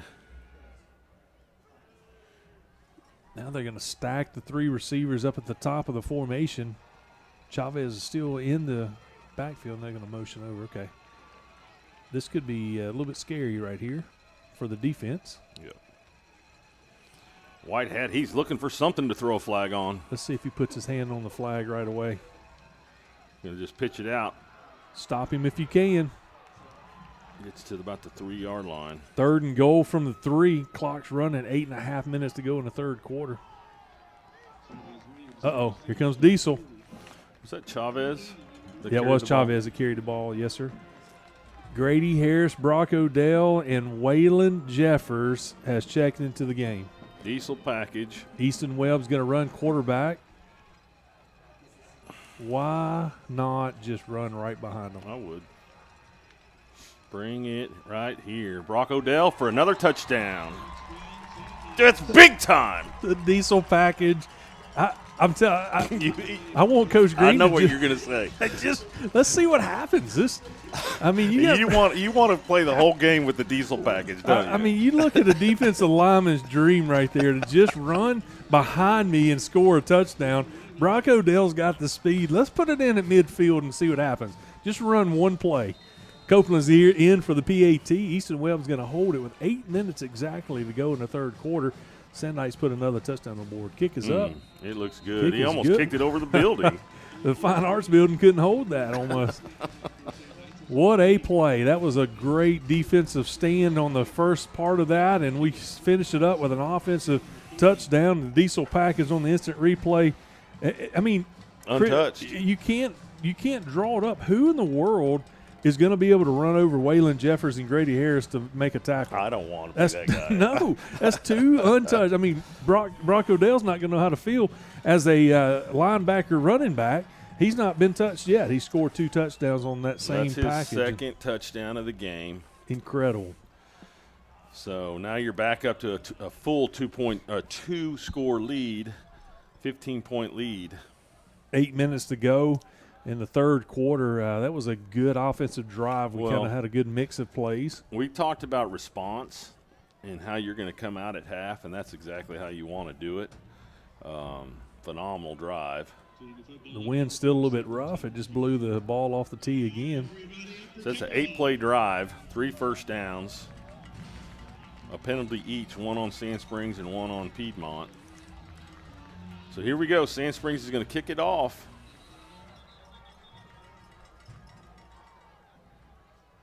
It looks like we're going to have to hold the kickoff to keep the wind from blowing it off the tee. Stay on sides. Nice kick. Oh, number 17 is going to let it go. That was smart. Barely smart. I don't know about how smart that was. But. Facetiously spoken, that was a little bit smart. Chris, let's talk about Brock Odell for a minute. You look at Brock. You see him come up on the defense. He's leading tackler for the Sandites. But we talk about how great of an athlete he is and just how he's shown week in and week out to be tough and on both sides of the ball now. And so you can't speak enough about that young man. No, he's a program kid, a kid that grew up here. But the one thing, he's so tough. And then we've talked about, I think he's arguably one of the fastest guys on the team. Yes. And just a phenomenal player, great motor that runs all the time. Going to have to stop the dive. I just noticed that we were wondering if 17 got shaken up at the end of the first half. He is now back in the game. Well, he let the ball drop there on the That's exactly right. He was thinking, I don't know what he was thinking, actually. Man, they get about 7 yards on the dive. They did. We were talking about how we've kind of slowed that down, and coming out of the gate, that dive has just picked up 7 yards. That's the one key that Sand Springs has got to stop that first down, and usually it's going to be a dive. We got that fifth person kind of hanging out in the middle. Right there, stop it. Quarterback keeper, yeah. He's not going to get the first down. Oh, let's see. That referee on the other side, he likes to sway. He's going to give him a first down right there at the 30-yard line.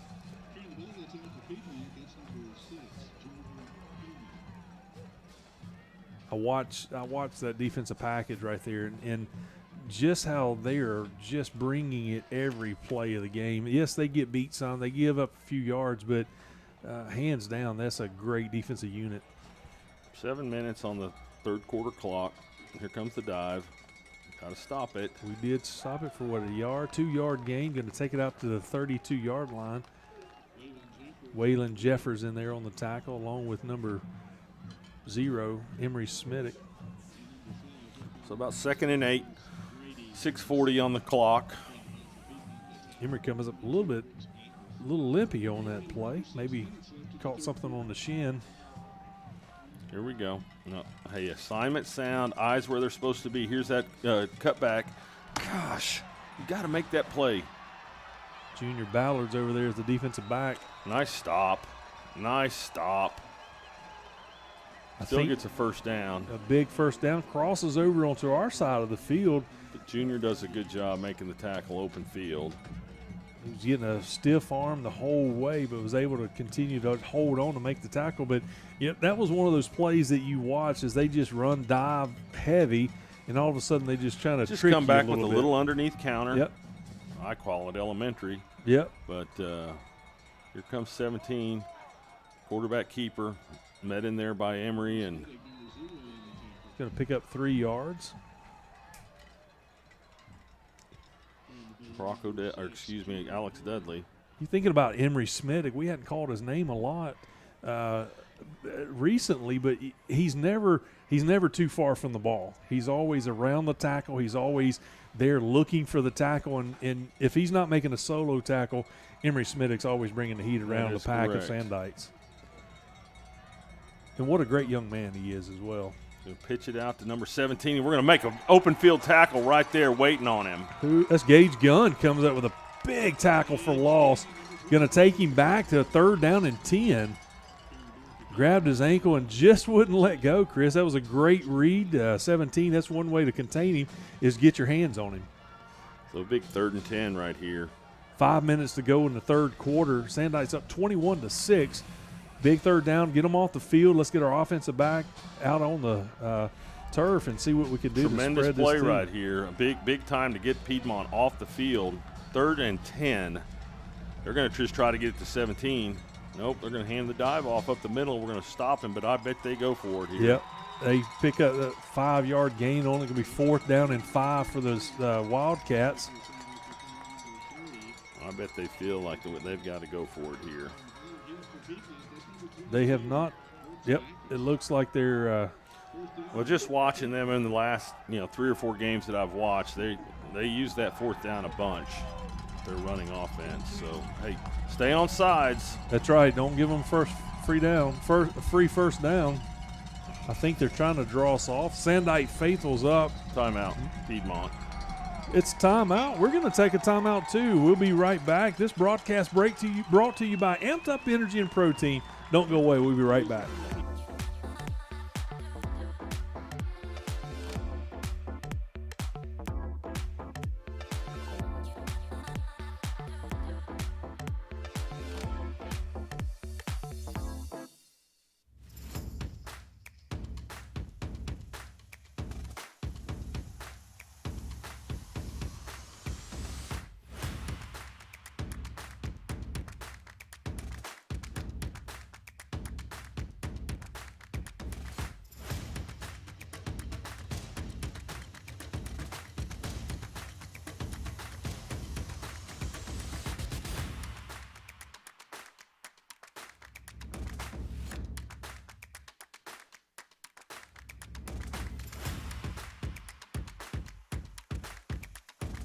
All right, 4th down and 5, Chris, from right here. Big play. Big play. Turn of events to be 4 able minutes. Watch the counter underneath. There it is. The dive. Oh, no, there it is, 25. There's the counter. I called it. You did. That was the play that they picked up. There's big Waylon Jeffers who's getting off Alex Dudley, Grady Harris, all of them coming off the pack. Gage Gunn celebrating.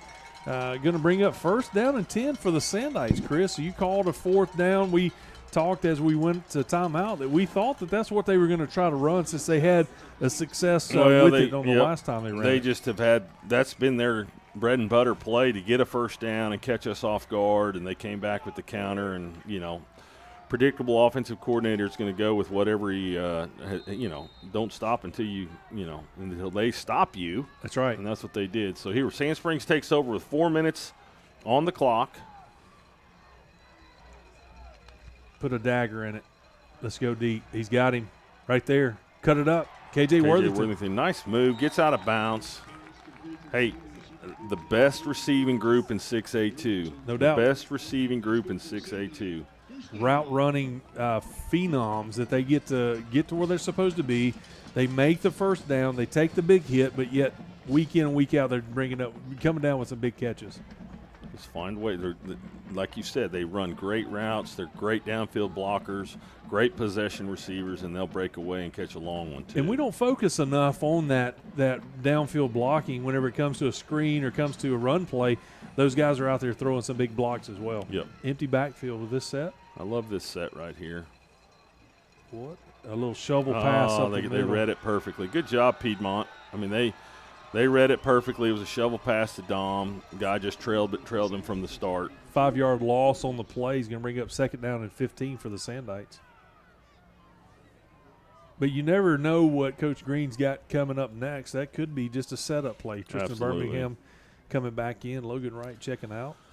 2nd and 15 on the 45-yard line. 3:27 on the third quarter clock. Big play by Piedmont just a minute ago. on that last down. So now more to traditional 2x2. Little motion. Dom Forbes. Oh, Tristan gets it in the backfield and just takes another loss. He'll lose about a yard on the play. Going to be 3rd down and 16. You had the play action, the RPO. Easton chose to give it to Birmingham and lost a yard on the play. He was trying to look for Dom down the field as well. Alex Dudley checking into the game along with Logan Wright. Man, you want to break it open right here. 3rd and 17. Even if you get, I feel like if you get a big chunk of these yards, you're going to see Coach Klink go for it. Yeah, absolutely. We just got to get a little bit closer to those first down sticks. Comes Alex. They throw it back to Alex. Double pass. He's Now going to throw run it. it. He's looking. He's looking. Uh-oh. He did smart. He tried to make something happen. Didn't work. Going to Good throw job, the ball Alex. away. The referees looked like they were running together looking for – I bet he was looking to see if there were receivers in the, there was in the a area. receiver. It's going to be a double pass like you called. Little low pass back to Dudley, and then just didn't – the timing wasn't right. So it's going to be 4th down. Joseph Sawville is going to be our punter. He's done a great job since he's taken over those duties. Yeah, he has. Oh, nice fake. I love Bobby Klink. Let's go. Brock Odell, he's going to score. 10-5, touchdown, Sand Springs. I missed it, Chris. I was looking for the punter's name. Bobby's my man. I love Way it. to go. I love it. What a play. Riverboat Gambler. Oh, my goodness. My man. You don't get to see fake punts all the time because they don't work all the time, but that one looked really good. All I saw was a streak going down the sideline and number 3 on his back. That It is was huge. impressive right there. Tanner Copeland's out teeing up the PAT with Easton Webb holding. Great call. When Brock got the sideline, there was nothing you could do. He was gone. No way you could catch him. Kicks up. The kick is good. He is putting that at the top of the building. He is doing a great job tonight. So with 2:09, Chris, we have spread it out 28-6. Bill Sandbag lead. Hastings, Barry Lewis, go ahead and put Brock Odell as Player of the Week in the Tulsa World. Just put it down right now. It's a done deal. That's right. There's no doubt. That's 3 touchdowns tonight for Brock Odell. 2 running. Well, all of them are running now. 2 traditional running plays and a fake punt to get 21 points up. And, you look at his defensive accomplishments on the board, now you can add touchdowns to it. It's just incredible to see how that young man's playing. Tonight is lights out. So it's a lot of fun watching that guy play. 28-6. Sand Springs breaks open this lead. 2 minutes left in the 3rd quarter.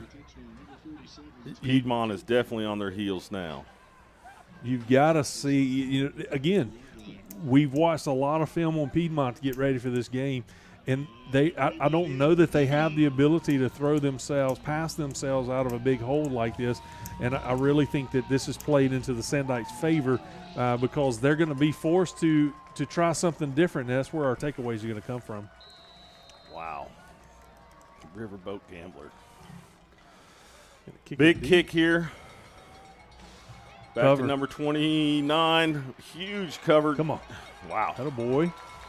Gave up a couple yards after the first contact, but not much after that. It's going to be 1st down and 10 for the Wildcats. The ball's going to be marked on the 18-yard line with 2 minutes and 3 seconds to go in the 3rd quarter.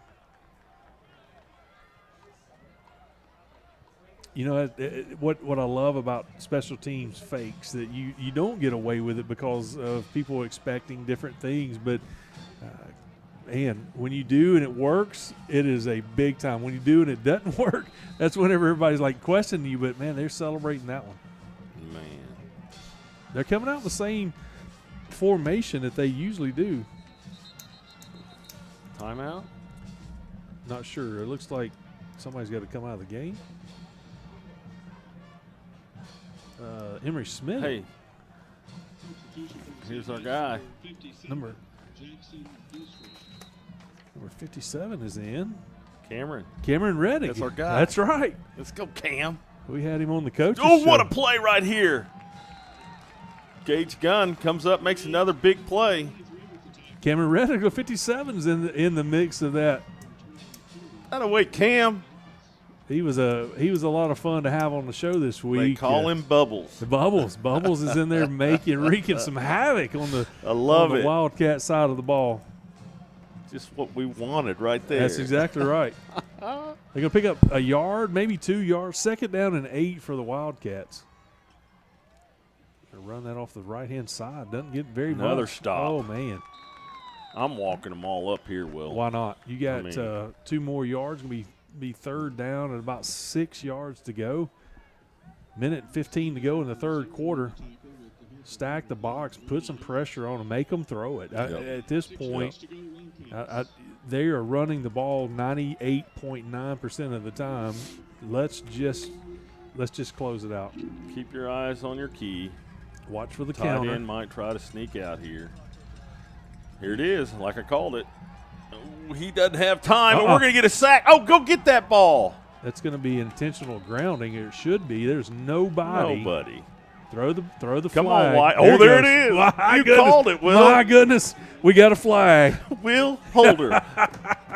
He just tried to get rid of it. That's going to be a loss of down. So it's going to be 4th down and about 11 yards to go. 49 I think he threw seconds. it underhanded. Yeah, he did. He just tried to get rid of it. Let's see if Coach Klink takes it or not. He's asking. That's big time. So the punter, who has had a couple good kicks tonight for Piedmont, is going to back up. He's going to kick the ball from somewhere around he's going to stand in the end zone. So it'll be interesting to see. Yep, here comes the reserve coming on here for Piedmont, trying to figure out whether he's in the game or not. You think we're going to come after it? I bet we do. We got Dudley standing at the 40-yard line. No. Get it out. Oh, boy. So Let it go. Let it go. Get away from it. It's going to roll. Peter. Yeah, that's right. They're going to 45-yard line. Down the ball at the 45 on the Wildcat side of the field with 39 seconds to go in the 3rd quarter.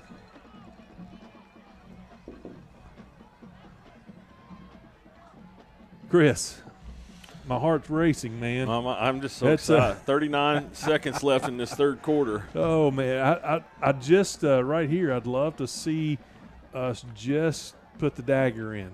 Let's just take a shot right here. Yep. Just to see what we got, what we can do. I think if you go up another touchdown, it's going to be really hard for Piedmont to score that many points in the 4th quarter. Wow. Dom Forbes is a wide out at the bottom. You got your Chris, the diesel's in at midfield. Will Holder, you just go ahead and call the game from here on out. Coach Green heard me. Here it is. Look at this. I love it. 12-yard pickup. Run it again. 31 seconds to go. Run it again. Oh, my goodness. And the funny part is he didn't even run behind the big boys there. He just bounced it out. I bet we're going to let the quarter go. Man, 4th quarter coming up. At the end of the 3rd quarter, our Sandites are up 28-6 leading into the 4th quarter. We're going to take a timeout. When we come back, it's going to be the start of the 4th quarter. This broadcast break brought to you by our friends at Amped Up Energy and Protein. We'll be back in just a moment.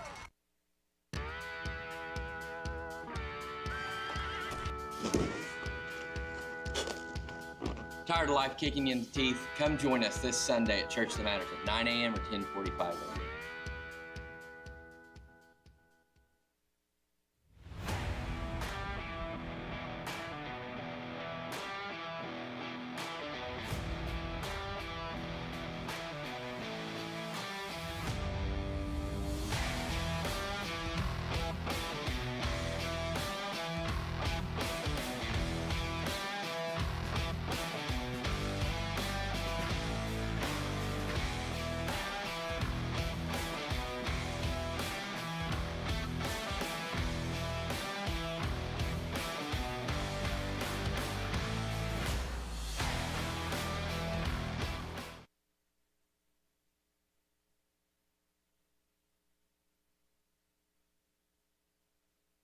He says leave him in. That's right. Put the Diesel back in. Start of the fourth quarter. First down and 10. Look at this. 35-yard line. Watch the boys destroy Coach him. Green, the mad scientist. 12. 12. Here he goes. Number Tristan 12. Birmingham. Waylon Jeffers. I sent you a picture last night of him, how much of a That joy smile, he is. that smile lights up the room. Incredible. And just, right now, him out there playing fullback or whatever position you want to call that, he is eating this up. As a senior, walking his boys out there on the offensive package is just incredible. Here comes Dudley saying, let me get in on some of this. What are we going to do out of this, Will? Run right up behind him. Go, Alex. You know what's going to be fun to watch is Easton has a little bit of time right there. Can we throw out of the Diesel? We're leaving them in. Here comes Chavez Williams.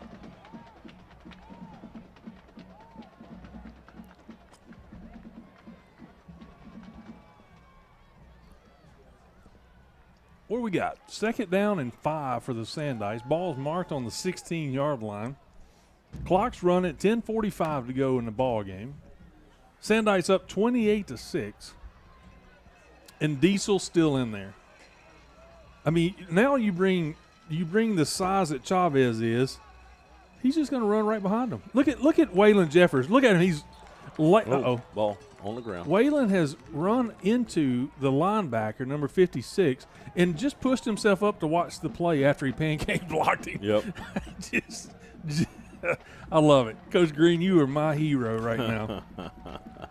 Coach Green, the mad scientist. So we're at 3rd and 4, 3rd and 3.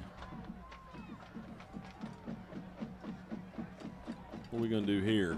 I mean, they hadn't stopped it yet. Let's just run it one more time, pick up the first down. Uh-oh. We got Dom one-on-one down here. We may throw out of this package, Chris. Oh, nice play. Not going to quite get the first down. Going to pick up 1 yard. Coach Klink is wanting a chop block, which is very, very close to that. All right, here we go. All right, Diesel's coming out. The speedsters are coming in. You got number 14. I bet Grady and Oh. and Big Waylon are like, give me a blow, give me some rest. So we got 4th and 2.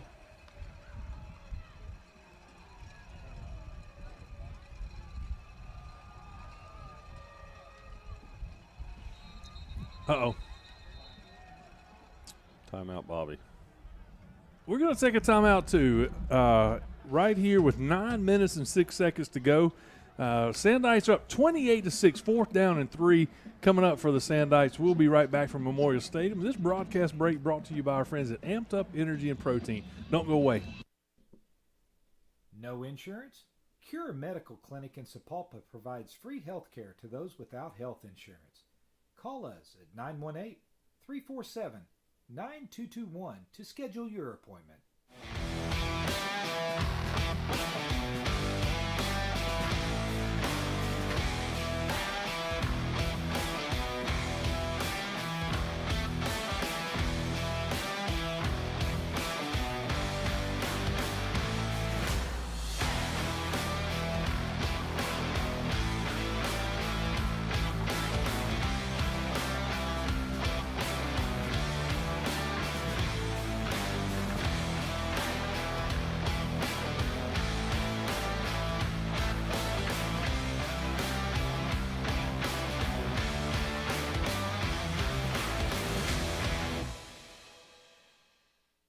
All right, Sandites, welcome back in. 4th down and 2 for the Sandites. Got our jumbo package on the line of scrimmage. Let's see what happens here. Easton going to call his own number? Yep. I'm gonna pitch Little shovel. Oh, Javari didn't get the corner. Nope. They're going to turn the ball Come on, over tush push. downs. Not going to be happy about that. They will not be happy about that. But we did see the diesel package in its fullest, so now the boys are going out on defense to stop the run. First down and 10 for the Wildcats. They're going to start, where is that, on the 13-yard line with 8:58 to go in the ball game. They're trailing 28-6 behind our Sandites. So, Chris, I mean, we have this last defensive stand, we just kind of dominated the defensive line and kind of shut things down. So let's see if we can do it again and just close this ball game out. Well, this is pretty good field position that Sand Springs leaves Piedmont with here. 1st and 12, or on the 12-yard line, 1st and 10. I guess it'd be the 13, my bad. So here comes the dive up the middle, stop dive. Pick up about 5-6 yards. Taking it out to the 18-yard line.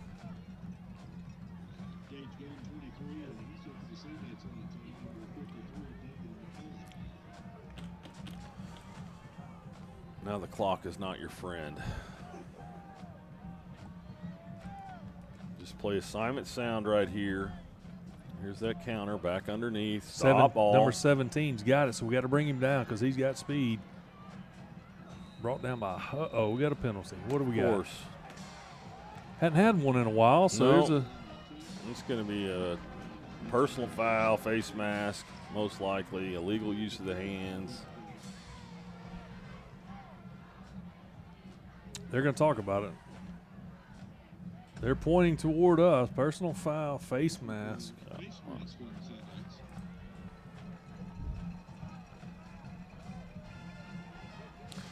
I haven't used my pink marker here in a while, so I have to catch back up on how many penalties that is.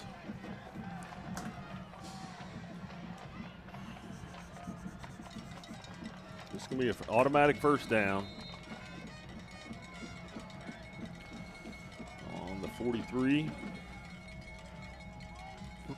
Got space. Number 1's got space. Go get him, Alex. He chased you down earlier. Got a Go get flag him. Here.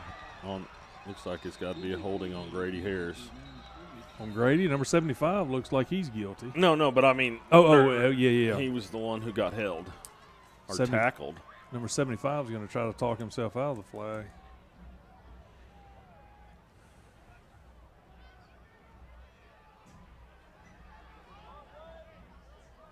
We got a flag at the 40 as well. So we got 2 flags on the play. Let's see if they're going to offset. Holding. Declined. Personal foul.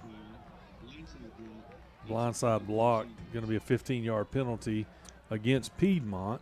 So that's going to back them up a little further. So it's still going to be first down, but it's going to be first down and 25. Going to take them back to the 27-yard line. Ish. Let's see where he decides to put it down. Yeah, you're right.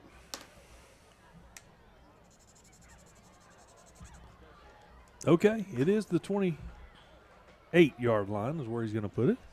First down and 25 for the Wildcats. Christy, give you a score right quick. Choctaw's leading 29-21 over Sapulpa right now. Sapulpa closed the gap on. They were getting beat a little bit. What's the score? 29-21. Dive up the middle. Quarterback keeps. Picked up a few yards, Yep. but brought down hard by the Sandites. Gage Gunn's in there. Looks like Smitic is in there. Alex Dudley coming off. Muskogee's up 20-14 over Putnam City. Are they really? Yep, fourth quarter. Stillwater's up 20-9 over Southmore. And looks like 7:27 on the fourth quarter clock. It's moving now. Piedmont's going to pitch it out to number 25. He's going to get bottled up right there at the 37-yard line. About a 4-yard gain. Line. 38-yard line. You bring up third down and long still. Third down and 15 for the Wildcats. Clock's running. It'll be under 7 minutes at this snap. Third down, 15. Big third down. Sandites are going to, if they hold right here, almost guarantees them to do a punt because there's no way they'd go for it on 4th down and 15. I beg to differ. Yeah. I mean, in playoff football, we're going to try to throw it. Interception. Junior Here we go. Ballard. There's their takeaway. Junior Ballard. And he He's might go taking it. pick 6. Uh-oh, got a block. Trey Pope, come on with a big block. He scores. Number 21, Junior Ballard. We got somebody got their hands on the hip. Is there a flag? Surely not. Come on, Chris. I can't help you. They don't like us, Will. But that's a takeaway. You can't take That the is a takeaway away. takeaway. Where's the flag at? I don't even It's way hold back it. Oh, here. it's right here at the 32. It's a takeaway, 1st down and 10 for the Sandites, but my goodness, Chris, this is insane. Anyway, we get the ball back. I'm looking at the replay. They're going to call that on Brock Odell hold. That is, as you see the replay, it was not. I wonder if we could watch that replay one more time.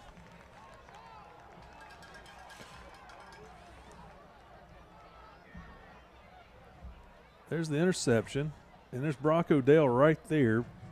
That's what they're calling a hold, Chris. Regardless, 1st down and 10 for the Sandites. We got Alex Dudley in as receiver. Man, that's ticky-tack right there. That is ticky-tack. Ticky-tack. We got Logan Wright going out. A lot of times when Logan goes out from in the formation, he's going to block for a screen pass. Let's see if that's what Coach Green. But we also got single coverage on these two guys down below with Alex and Dom. They have caught a little screen themselves today. Let's see what they got dialed up. Here goes. Screen to Dom. Alex Oh, throwing a nice block. He's got 2 guys blocked. Going to pick up another big 1st down for the Sandites. Alex Dudley says, watch me block 2 guys. He got a 2-fer. Clock's running, 6:15 to go in the ball game. Sandites just picked up another big 1st down. 1st and 10 for the Sandites. Ball's on the 31-yard line.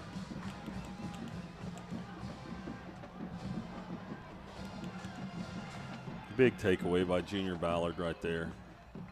Kendall Page is in the backfield with Easton now. Use all the clock right here. And you think about interception, we've also had 3 or so turnover on downs. It's just been a great defensive matchup tonight. Handoff up the middle to Kendall. Cuts back. He's going to get 3 or 4 yards there. And mark him down at the 27-yard line, maybe the 28-yard line. Going to give him a 2-yard. Oh, man, that referee on the other side just kind of floats. 2nd down and 8 for the Sandites. Picks up 2 on that run.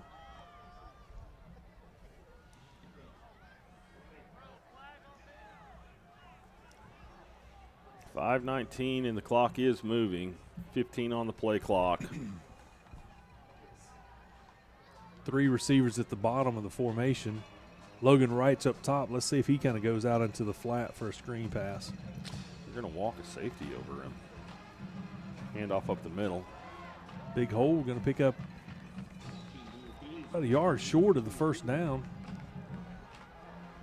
23-yard lines we're going to mark that. So 3rd down and 2 for the Sandites. Kind of in a hurry up right here. Same package, 3 at the bottom. Trying to see how aggressive Piedmont's going to be coming off the ball.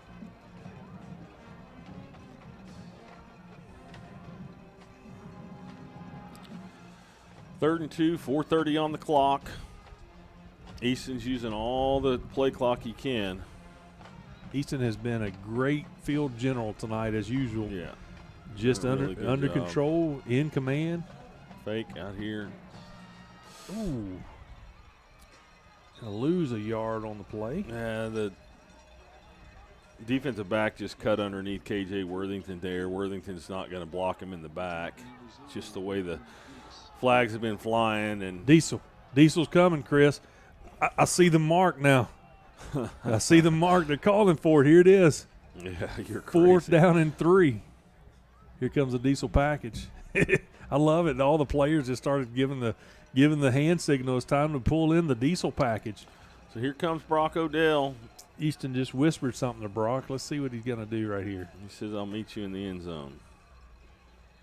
Right up the middle. 1st down. There he is. No, Brock Odell. Go get him, Diesel. Go get him, Diesel. Brock Odell comes up with a 4th touchdown of the night. 3 out of the diesel package, Chris. I'm just going to call it my favorite package right now is the diesel package. Those boys are having a great time. 3:30 to go. We have put another score on the board. Right now it's 34-6 with Copeland's PAT pending. That was 4th and 3 for a touchdown. 34-6. And once Brock Odell broke the line of scrimmage, kicks up and good. So it is 35-6. 4 of the 5 touchdowns scored by Brock Odell. I know. We talk about him on the defensive side of the ball all the time, but he has scored points. Barely touched 2 times. Easton said, I'll be in the end zone. I love it. Man. I love it. Chris, while we got a break in the moment, let's remind our fans that we will play at a neutral site next week. Barring any kind of miracle, a 35-6 lead with 3:30 to go, that the Sandites will be on the road next week. We don't know yet where that neutral site will be or even who our opponent will be quite yet. Right now it's looking like we may have another match up against Muskogee. They are up 20. Check that. Hang on just a second. Putnam City's up 21-20 over Muskogee right now. They've come back and taken the lead. So we've Brock Odell on the big screen. So next week we will not. This is our last broadcast of the football season for the Sandites. The state of Oklahoma takes over broadcasting the semifinals and the finals for the rest of the way. So just know that there won't be a Sandite broadcast next week. You'll have to look up the Oklahoma State or the state of Oklahoma website, and you have to pay a fee to stream that. But we will be on the road next week. Neutral site. Keep an eye on the social medias to let us know where we're going to play.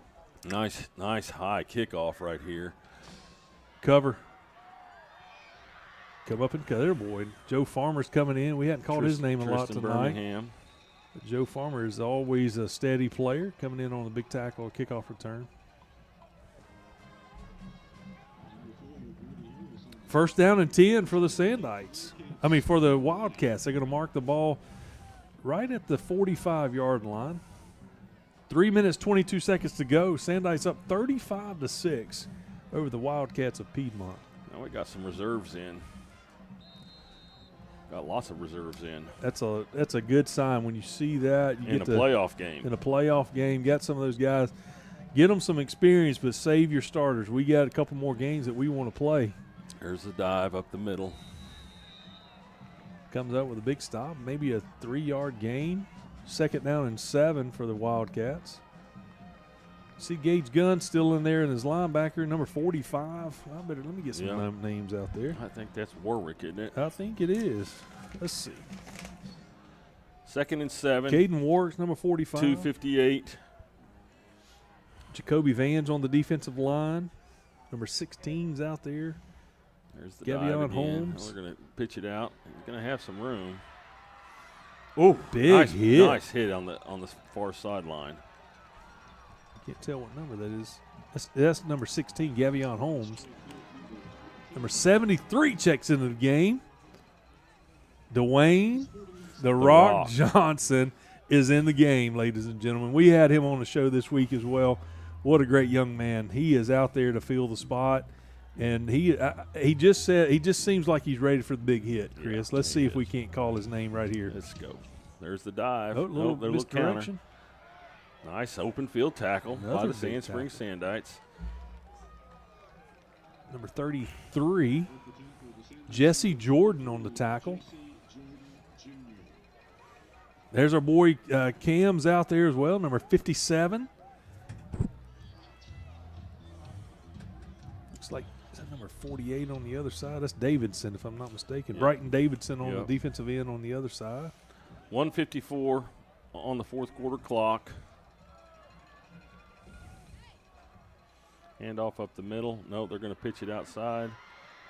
Keep pursuing. Got a flag. Let's see what the flag is. Somebody comes up. Where is the flag? Back here at the 13, 14-yard line. Might be a hold. Side judge threw the flag. Looks like it is going to come back. 10-yard penalty from the spot of the foul. Got a minute 41 to go. Going to back it up to the 24-yard line. I think number 34 a little shaken up on the play. Got holding his arm. Connor McIntyre. He's getting a little trainer help here on the sidelines. Yep, may have a cut. That may be what it is. Look, he's getting taped up. Number 20 is on the field. Gabe Harris checking into the game. Gabe had the big hit on the kickoff. He did. Didn't He's the one that stopped him in his tracks. Minute 35 to go in the ball game. Got another penalty coming up. Dwayne Johnson was in pursuit. What's up with this? Number 75 didn't enjoy that, and he threw a punch. Bobby, get back over here.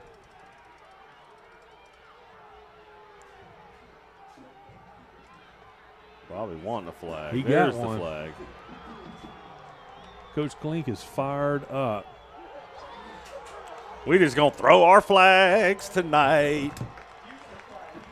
Attaboy, Bobby. Let him know. Hey, he's going to get his money's worth, but he threw a punch and did not get a flag. I wish we had that on replay so the referee could see that.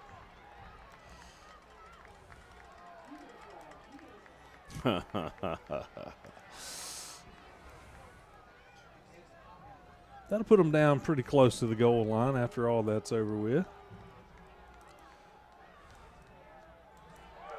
Let's go. Bobby's asking for the crowd to get into this thing. He might have. Did he get ejected or is he just walking away? Watch him. Looks like he's headed for the tunnel. I'm out. That's our coach, man. He is passionate about this and just has had enough. You've seen a lot of one-sided calls tonight. That one was blatantly ignored by the referees where one of our guys got a punch thrown at him. I bet you these referees don't stick around very much after the game.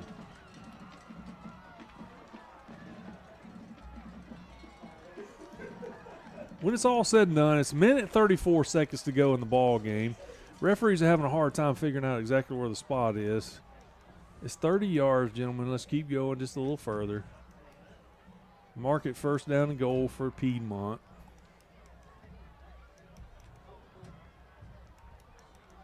They say this is close enough, Chris. We're gonna play it from right here. Wow.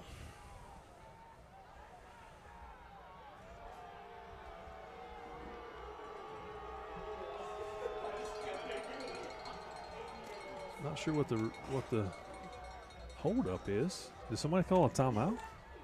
I have no idea. I'm just watching this unfold here on the field. Coach Green's decided to call the rest of it from the sideline. Yeah, he's heading down. Don't blame him. No reason. Now, at this point, Coach Stevens is going in. He's probably going to grab Bobby and bring him out here. Probably so. This is 6A football. Let's call it like that. Let's Here's let Bobby. the boys play. He makes the appearance. He's coming back.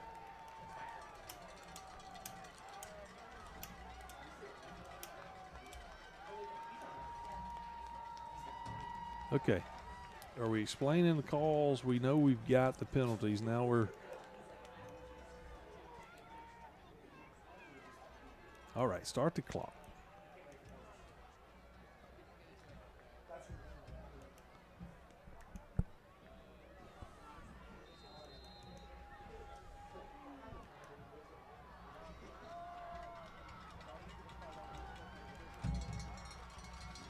They're going to go back to the triple option, try to get it one, score. There's the dive up the middle, and Piedmont scores with 1:29 left.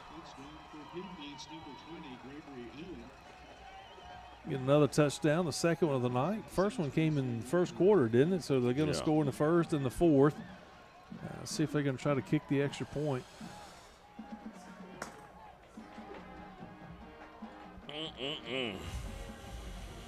They are going to kick it. Give it a shot at least.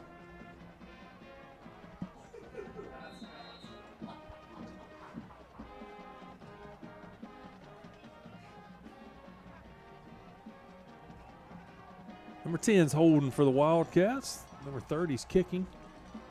Kick is up. The kick is good. So with 1:29 to go in the ball game, Sand Springs up 35-13. You got to wonder if they're going to come out with any kind of onside kick. I bet our hands team's going to be ready no matter what. Just get the clock running. Let's get this one put to bed. Sandites are going to come away with a big semifinal or quarterfinal win going into the semifinals next week. Yep. What are the score updates? Let's see what we got, Chris, while we got a break in the action. I just got a text wanting to know what the score updates were. So we got Muskogee. From a very special person. Putnam City still up 21-20 over Muskogee in the fourth quarter. Choctaw's up 36-21 over Sapulpa. Okay. And Stillwater's up 34-9 over Southmore. Okay. So Stillwater's probably going to move on. That's probably the most evident one that we can. I would say that. Choctaw's probably. It's showing third quarter still for Choctaw and Sapulpa. It's showing in the fourth quarter with Muskogee and Putnam City. That one's going to come down to the wire. Yeah, I think so too. That's the winner of that game is who we're going to play next week on Black Friday. We'll just, again, keep an eye on social medias. The Sandow Athletics page will tell us where we're going to play next week. Kicking it deep. Trey Pope's back at the 15, drops the ball. Sorry, it's Javari Hill, drops the ball. He does pick it up. He might find a way out. He does. He finds a little space coming to the near side. Look at this. Oh, gets it back to the 45-yard line. Take it down to the 45 after dropping the ball. Great run back. It doesn't take much for him. If he gets a little open space, it's going to be a lot of speed going down the sideline. First down and 10 for the Sandites. Going to mark the ball at the 45-yard line. Looks like we got our offensive set on the sideline.